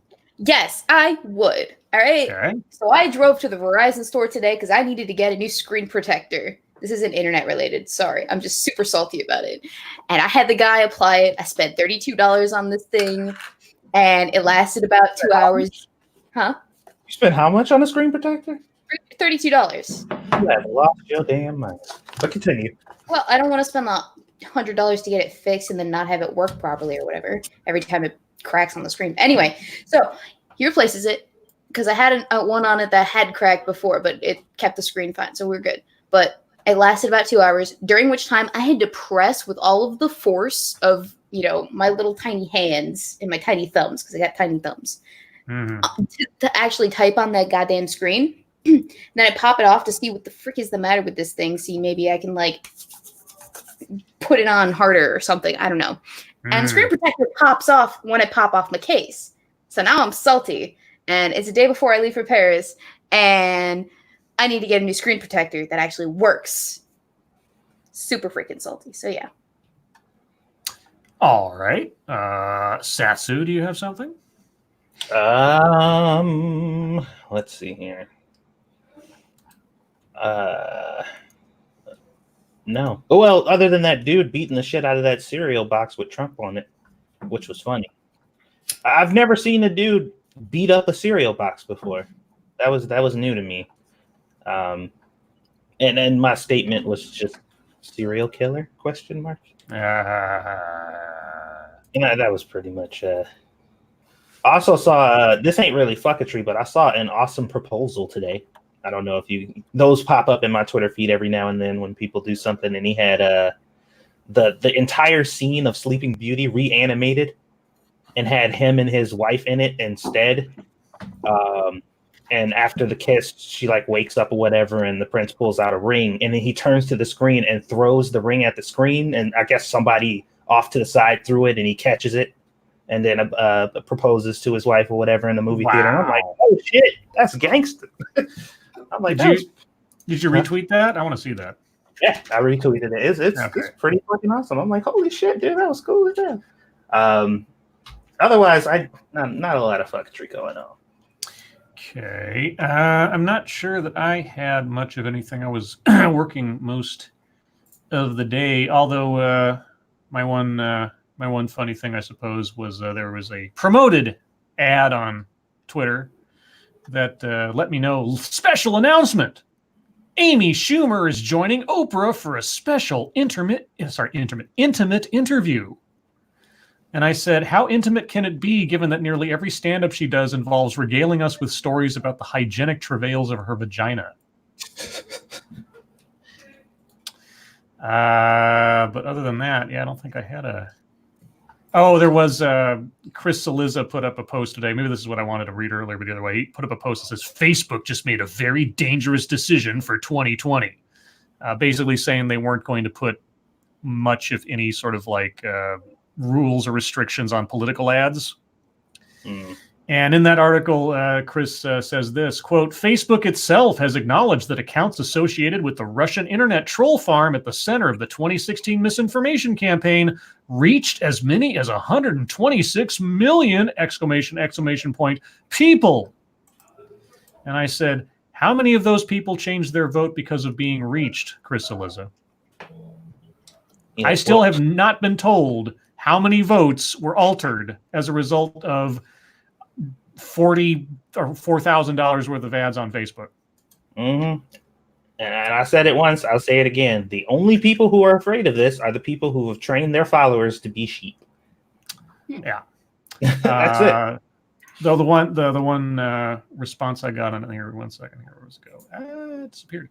Was it that said this?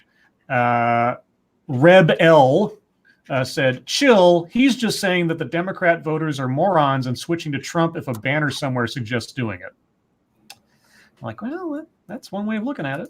Yeah, I mean, that's essentially what he's saying. Like, our followers and the people who take in whatever information we put out to them are so stupid. All it takes is for them to see something that says something opposite of what we say, and they'll just follow it because they're not critical thinkers. They won't think about it. They won't research it. If they see fake stuff, they will immediately believe it because we train them to do that. That's why we're terrified. All right. Monkey, do you have anything briefly? No, I'll get mine on Monkey in the morning. What the hell? Oh, I see how it is. Okay. Oh, it's 10:32, dude. Well, okay. Well, all right then. Guys, chat, it's your time. You got questions, comments, concerns, complaints, conspiracy theories. It's just because I can't talk today. Please put them in the chat now. If you've got questions for us, please put plenty of chat marks after those. If you have statements for us to consider, please put plenty of statement marks after those. If you have no idea what I'm talking about, either because you don't understand what I just mentioned or you couldn't understand what I was saying because I was ask someone in chat and they will try to interpret for you. Also remember, guys, as I will put it up there again, the fundraiser for Knight of Charlemagne and his dog. I'm going to repeat myself again. Knight of Charlemagne is responsible for my avatar art, a wonderful, wonderful piece of fan art that looks about as good as I could have imagined at the time that I started doing this. And I thought, wouldn't it be nice if that character in that painting was in profile? And knocked it out of the park. So send some good karma Charlemagne's way if you are so inclined. Let's see. Harvos Marvos. Any of you ever see the movie Space Camp? Apparently Hollywood is doing a remake of it. Yes, I saw Space Camp several times when I was very young. It didn't hold up well over time, but that's beside the point. That they're remaking it, I'm not at all surprised. Why not? Go ahead. Yeah, it was a fun movie at the time. Yeah, it was cute. A little robot, It sort of, what it kind of reminded me of, Monkey? What's that? You remember at the end of G.I. Jane, how like the trainees were on the sub, and then suddenly they get the call, and these like totally greenhorns have to go in and do the big mission. Sure, yeah, yeah. That was kind of the plot from Space Camp, and I always thought that was kind of interesting. Or also the Space Camp thing, if I remember correctly, there was some part in there where they sort of bluffed their way into being shot into space. And that kind of reminded me of Iron Eagle, where they like hacked the computer to get all the landing and takeoff times and everything set aside for Chappie and him. Weren't they accidentally shot into space? Was it accidental? I thought Yeah. like the robot like arranged it for him because he's trying to help his friends or something. Maybe that's what it's been a long time since I've seen it. But maybe I'm misremembering it. I'm assuming Satsu and Weibo have never seen Space Camp. Nope. Yeah, okay. I was correct. Let's see. Richo8181. If all the porn stars in the world gashed at once, could they put out the Aussie bushfires? I mean, I've seen one of them do it, and yeah, I guess it depends on the girl. Yeah, so maybe. Yeah. Some women are more built for waterworks than others, so I don't know. Yeah. Possible. Jay Reynolds says, Satsu 2 cents. Seriously, read the manga Solo Leveling. You'll love it. Solo leveling? Sounds like a MMO manga or something. All right, let me look that up. Devil Fruitio, Scribe, any of you see that disgusting / tragic clip of the animal rights activist stealing that dog from a homeless man on Twitter? Monkey talked about that, last night, night before? Well, we Yeah. talked Not about me. that. We talked about that yesterday. I talked about it, and it's an Right. old video. Dude got his dog back, and the person who took it got arrested. All right.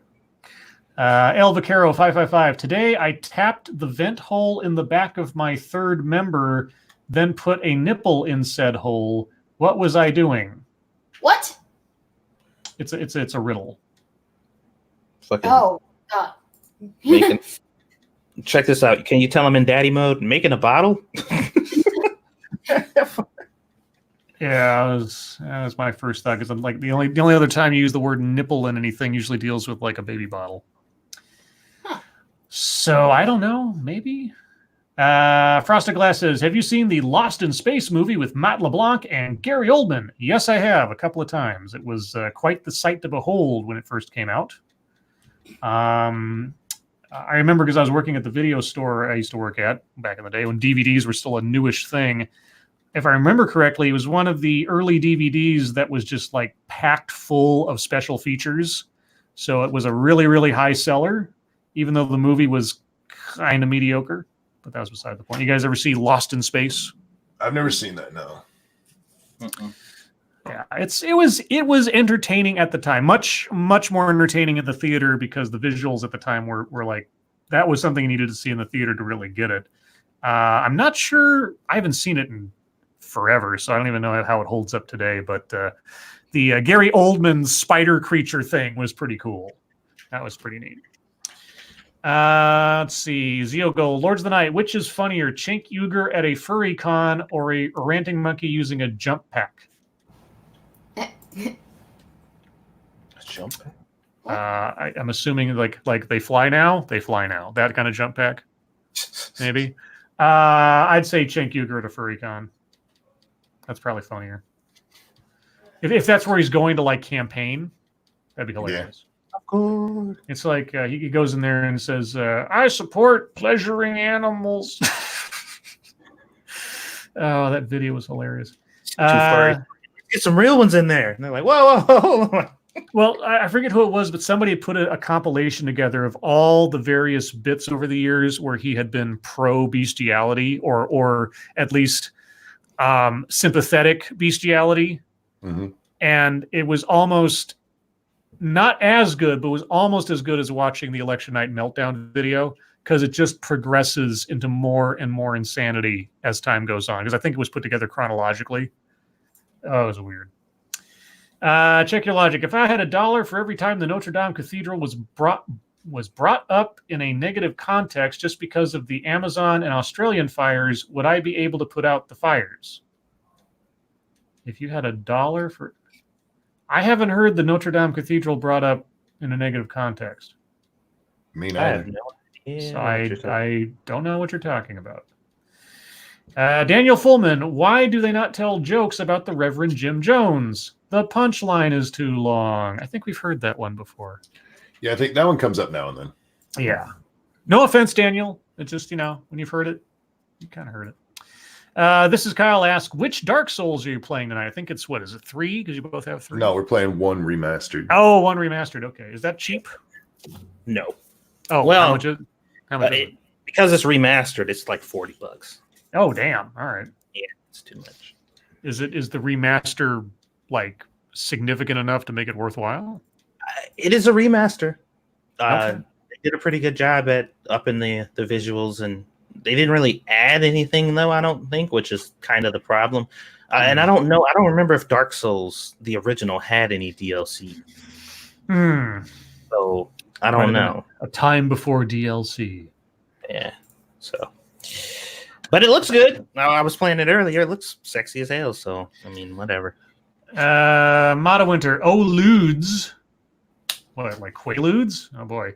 Are we doing a Roman Polanski joke or something? Would you try a flank of apple smoked boar and a side of baked baby red potatoes with a red Solo cup, 1899 La Ville Fermier Rouge?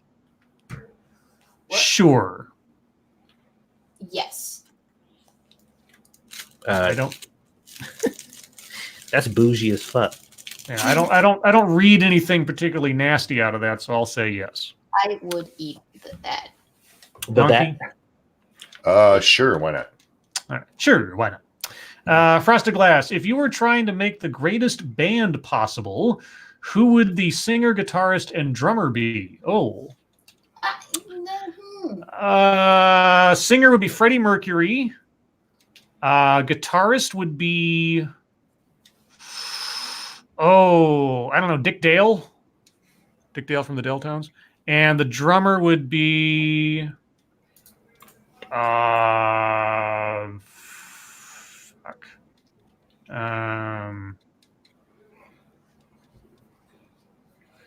I don't know, the drummer, God, I forget his name all of a sudden, the drummer from Metallica, Ulrich. What's his first name? Lars. Lars, yeah, Lars. So Lars Ulrich, Dick Dale, and Freddie Mercury. What do you guys think? Friends for all three. Friends for all three. Squeedus would be the singer. Yeah. Racist Bassist would be the guitarist, and Bummer Drummer would be the drummer. Weibo. I don't know anyone in music industry. Oh, okay. I am a noob. I just know that I like things. I don't know who made them. Okay. You're a nerd. No, she's not a nerd. That's the No, problem. I'm not a nerd. That's the point. Yeah. That's the issue. Chicago No. Mike asks, do any Fairly of you certain nerds aren't known for their expert music. All right. Chicago Mike asks, do any of you have 1, 2, 3, 4, 5 as the combination to your luggage? I don't have any luggage, so the answer is no. No. Don't have luggage. What was the question again? Do you use 1, 2, 3, 4, 5 as the combination to your luggage? I don't have a lock on my luggage. Should I? If you're traveling overseas, you should, yeah. Yeah, you definitely should if you're overseas. Well, I'm going to have to go out for 2 things tomorrow. Yeah, get a little padlock or something. Let's see. Red Castry says the remaster is not worth the $40. Okay.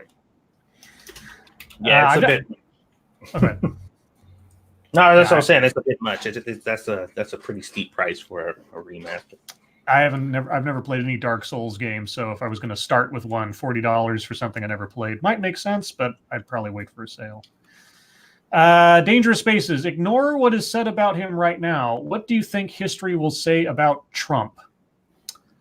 I think the overriding things that will be said about Trump is the seeming upset of his election in the first place, given the presumptive, landslide of Hillary Clinton at the time, and the impeachment stuff. Short of something more catastrophic happening at this stage of the game, I think anything else is going to be a footnote to those two things. I would say, for the most part, they won't even pay attention to his election. Well, it depends on how far in the future. Yeah. If you're talking 100 years or so, the only thing that'll come up is that he was impeached, unless something else major happens. Right. He's not going to be remembered as much, guys.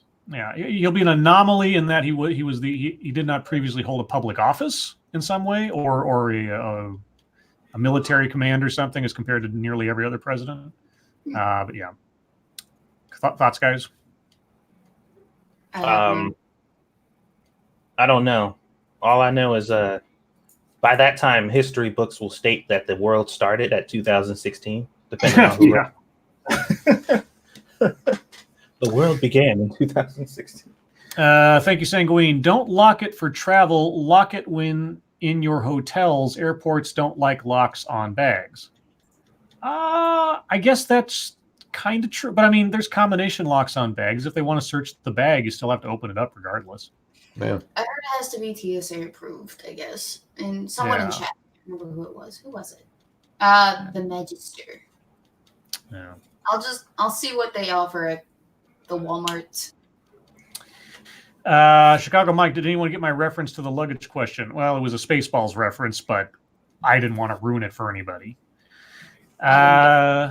Let's see. Nick Crowell says, "Did you guys hear that Neil Peart died?" Yep, we talked about that earlier. So,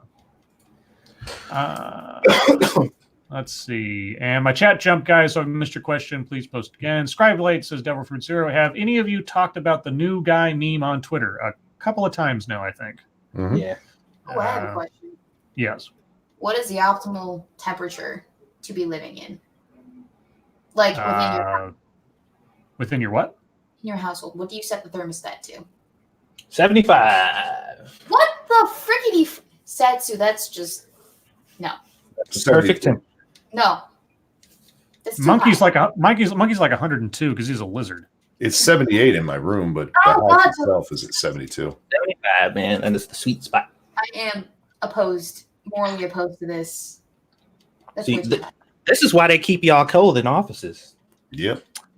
70. Well, no, it's for the hardened nipples. That's why. Angry Illinoisan, will Blizzard, except for World of Warcraft expansions, ever release something on time? I think I've given. I mean, I'm not a big Blizzard person, but I'm assuming at this stage of the game, anybody who is a dedicated Blizzard fan probably doesn't think on time means anything anymore. Blizzard releases things soon. Yeah.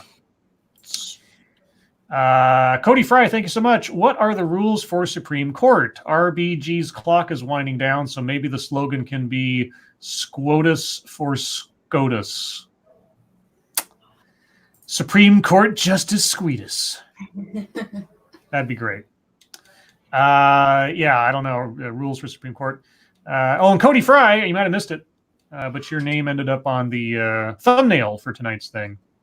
I just picked some people that I thought of, guys. I wasn't meaning to exclude anybody or snub anybody. Snubberth excluded. I just thought of some names of some people that I put in there. So no slights intended. As long as I'm included, that matters. Yeah, you were. It was like there's like on that particular poster there was like 4 guys and 1 girl or something, and I was like, well, Weibo's the only blonde girl of the group that I know of, blondish or light hairish, even though they say you're a redhead, which I'm not quite sure I believe. I am strawberry blonde, which is like very on the cusp. Yeah. Daniel Fullman asks, did you hear that Greta and Meatloaf were arguing online? I did see something about that, which is hilarious. I know Meatloaf said some shit about her, and it was he actually said it in an interview for Esquire, Vogue. I can't remember which one. Yeah. I didn't see that they argued afterwards. Did Corn Pop chime in? Oh my God. Dr. No says, Scribe, if there was a remake, not a reboot, of The Hunt for Red October, would you go see it? Well, The Hunt for October is not a series, so a remake or a reboot would just be a remake. Would I go see it? Personally, if they were going to do anything about The Hunt for Red October, it should be turned into a Netflix series, a brief series, like a one-shot kind of deal, because there's plenty of extra stories to be told in that thing, and it could be a really cool, ongoing drama. But regardless, it would all depend on who they got to play the characters and who was making it, and I wouldn't be against it 100% because it's not going to ruin the fact that The Hunt for Red October is the greatest film ever made, and it won't beat that. But I wouldn't necessarily be against a quality retelling. But I think it's probably more series territory. Now, if they took whoever's playing Jack Ryan in that Amazon series and used him, and no, because Jack Ryan is not a goddamn action hero. Okay, he wasn't meant to be an action hero. That was part of the point, is that he wasn't. He was forced into it reluctantly, and after traumatized after crashing in a helicopter. That's what made him more relatable than an Indiana Jones or a John McClane or something. Hey, boys. Yes. Go bye-bye now. What? I gotta go bye-bye now. Oh, you go bye-bye? Okay, bye-bye, Weebo. Night, Weaves. Right. Bye-bye. Fuck out. Travel safely, sweetheart. Yeah, have a good trip. I'll try not to die overseas. Yeah, please don't. I make no promises. Love you all. Okay, bye. That was a long goodbye. El Vaquero, oh lords, which of you is capable of driving a car with a manual transmission? Not me. I can do it if I have to. Satsu? Sure. Okay. Gorbag Goes Camping. Lords of the Night, opinions on The 13th Warrior. A movie that suffers from some poor editing at the beginning. But it's a fun action movie. Vikings and swords and monsters and things. I mean, it's one of those guilty pleasure movies, even though it's one of the biggest box office flops of all time. There's some redeemable entertainment value to it, I guess. Have you guys ever seen The 13th Warrior? I haven't seen it. Is that the Matt Damon one? No, this is Antonio Banderas. Ah, no. He's a poet from quasi Arabia back in the olden days, and he's banished from his home because he was frolicking with the Sultan's concubines or something, and he ends up having to join a bunch of Vikings on a quest to defeat a nasty enemy in the mountains. It sounds awesome just saying that, and in a way it kind of is, but it's also a big block of cheese in a lot of ways. Yeah, a lot of the effects back then were practical. The guys are really fighting in the mud and all this. So it's entertaining. It's a sit around with a bunch of friends, watch movie kind of thing, in my opinion. Or if you're trying to get inspiration for some crazy D&D game. Let's see. Check your logic. Who would be the most remembered president in your lifetime? Well, my lifetime hasn't ended yet, so I couldn't tell you. I mean, and all presidents are remembered. Some are remembered more fondly than others, but they're all in the history books. As of right now, I'd say probably Reagan or Obama. One of those two. Obama. Yeah. Yeah, Reagan never had an actual war. Bush W, he had his, but it's not one that history is going to pay a whole lot of attention to, believe it or not. Yeah. Obama was a first, and we remember first. So, yeah. Let's see. Cougar Knife, Satsu, what is your favorite Dark Souls 1 boss?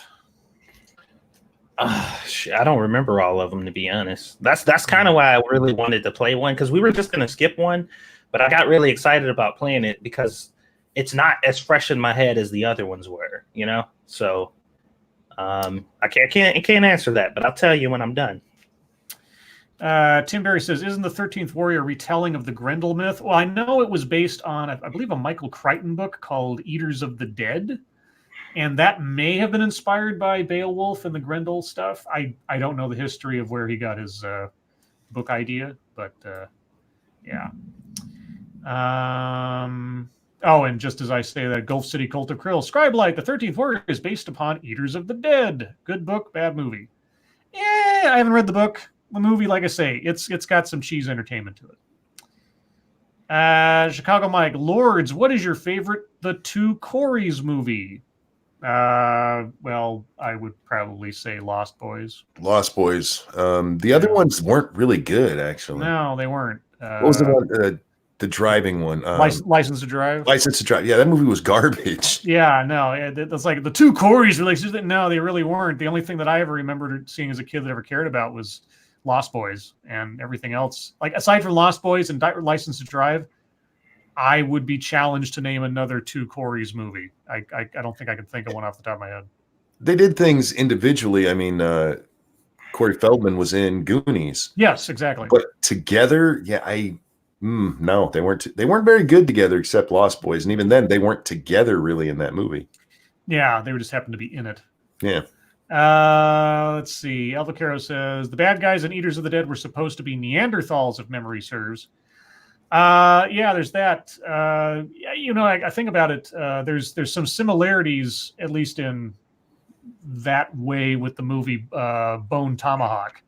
If you guys haven't seen Bone Tomahawk, a Western horror movie, it's great, and it's got Kurt Russell in it.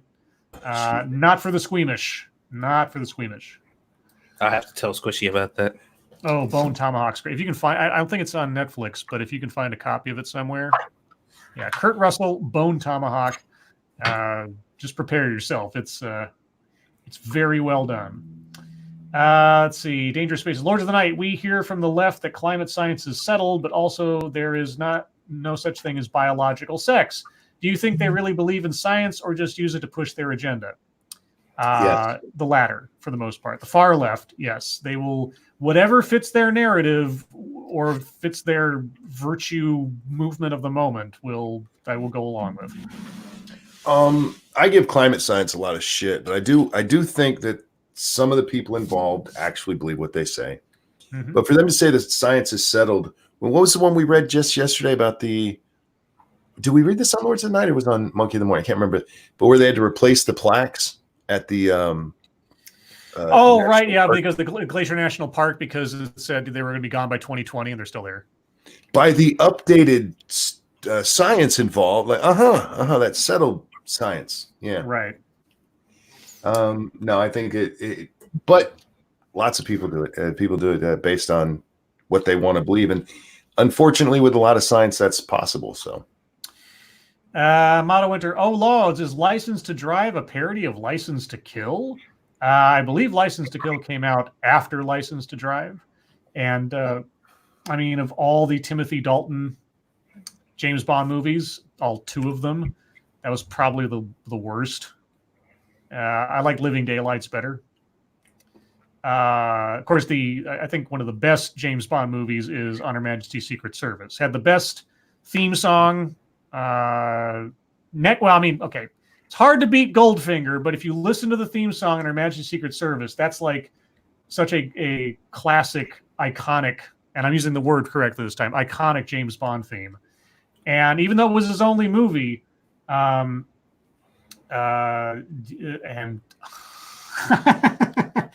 the one actor whose name I never forget when I talk about James Bond, because he was the only time he did it, I suddenly forget his name. George Lazenby. That's what it was. It took me a second. God damn it. George Lazenby. Even though that was his only Bond movie, he did a really good Bond because I believe George Lazenby was also Scottish, because I think James Bond was supposed to be Scottish or Irish or something. And Diana Rigg was the Bond girl in that one. Diana Rigg, back in the day, from the original Avengers TV show and everything, Diana Rigg was hot. Let's see. Harvest Marvel Scribe. Have you or Monkey ever seen the two Corey films, Dream a Little Dream and It's Even Worse sequel? I've seen Dream a Little Dream. I didn't know they made a sequel. Yeah. Dream a Little Dream. Wasn't there a video from that? A song that got famous? I don't know. I mean, remember the title vaguely. I don't know if I ever saw the movie. The movie was completely forgettable. Yeah, obviously. So I was like, let's see. And I missed a couple. Chat jumped. Corbag Ghost Cammy says, meh, Bone was okay. Try I Alone Survived or Green Hell. Green Hell was terrible. Sorry. Green Hell was just stupid. You thought Bone Tomahawk was just okay? All right. I mean, I thought, to each their own. I thought it was an amazingly brilliant combination of Western and horror, which you don't really see that often. It was great. The characters were just so well done, and like Kurt Russell just played it out. I mean, I think it's probably his best. I mean, he's only done a couple of Westerns, but I mean, next to Tombstone, still great. That's the song I was thinking of. Rock On was on Dream a Little Dream. Okay. That was a big song there for a while. Dangerous Spaces, Lords of the Night, a movie from that period I love is Toy Soldiers. Thoughts on that movie? Hey, Will Wheaton and Corey Haim fighting back in their private school against armed terrorists.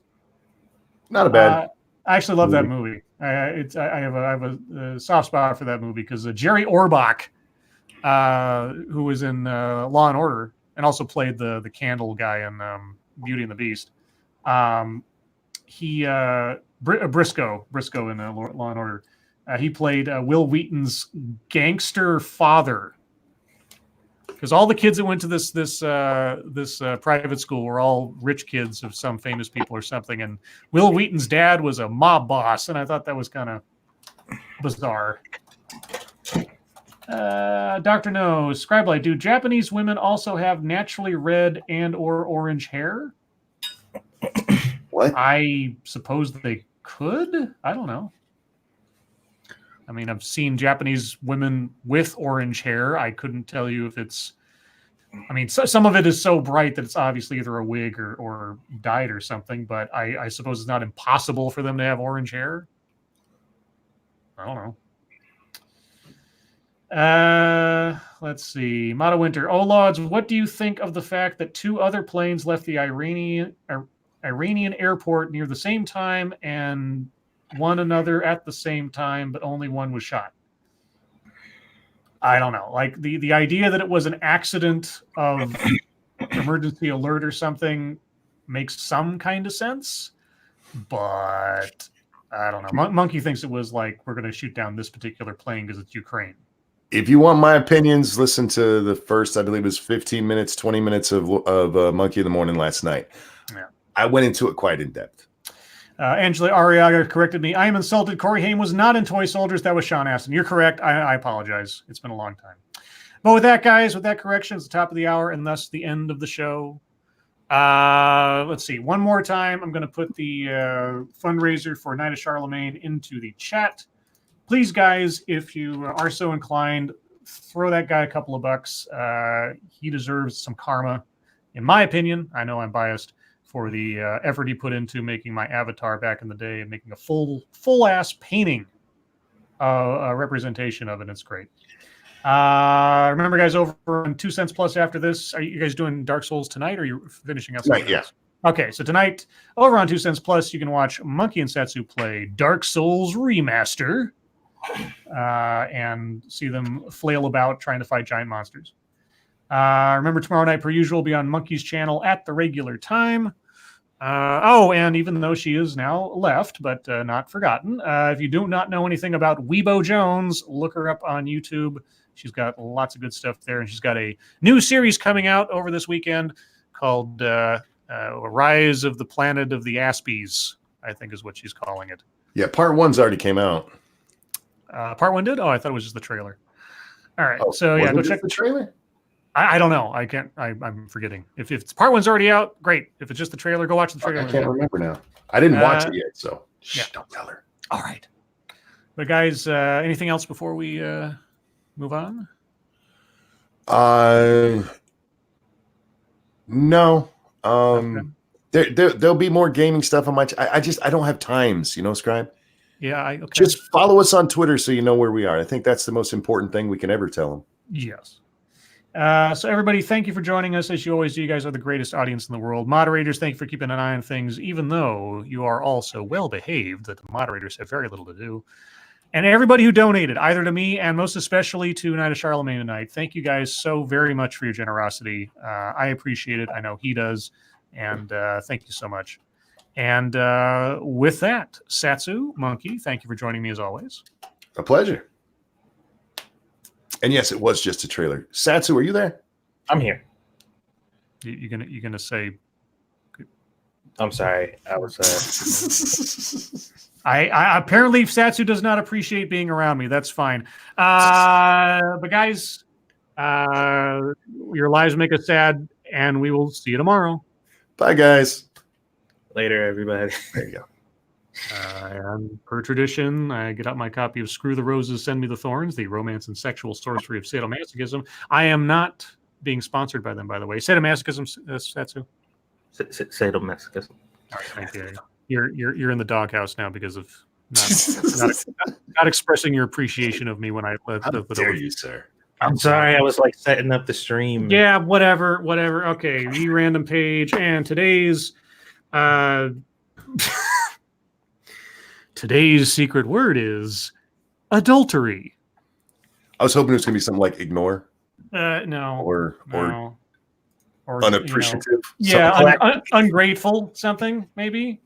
Maybe somebody who doesn't think Dr. Pepper's any good. Maybe something like that. Barbecue water. Shut up.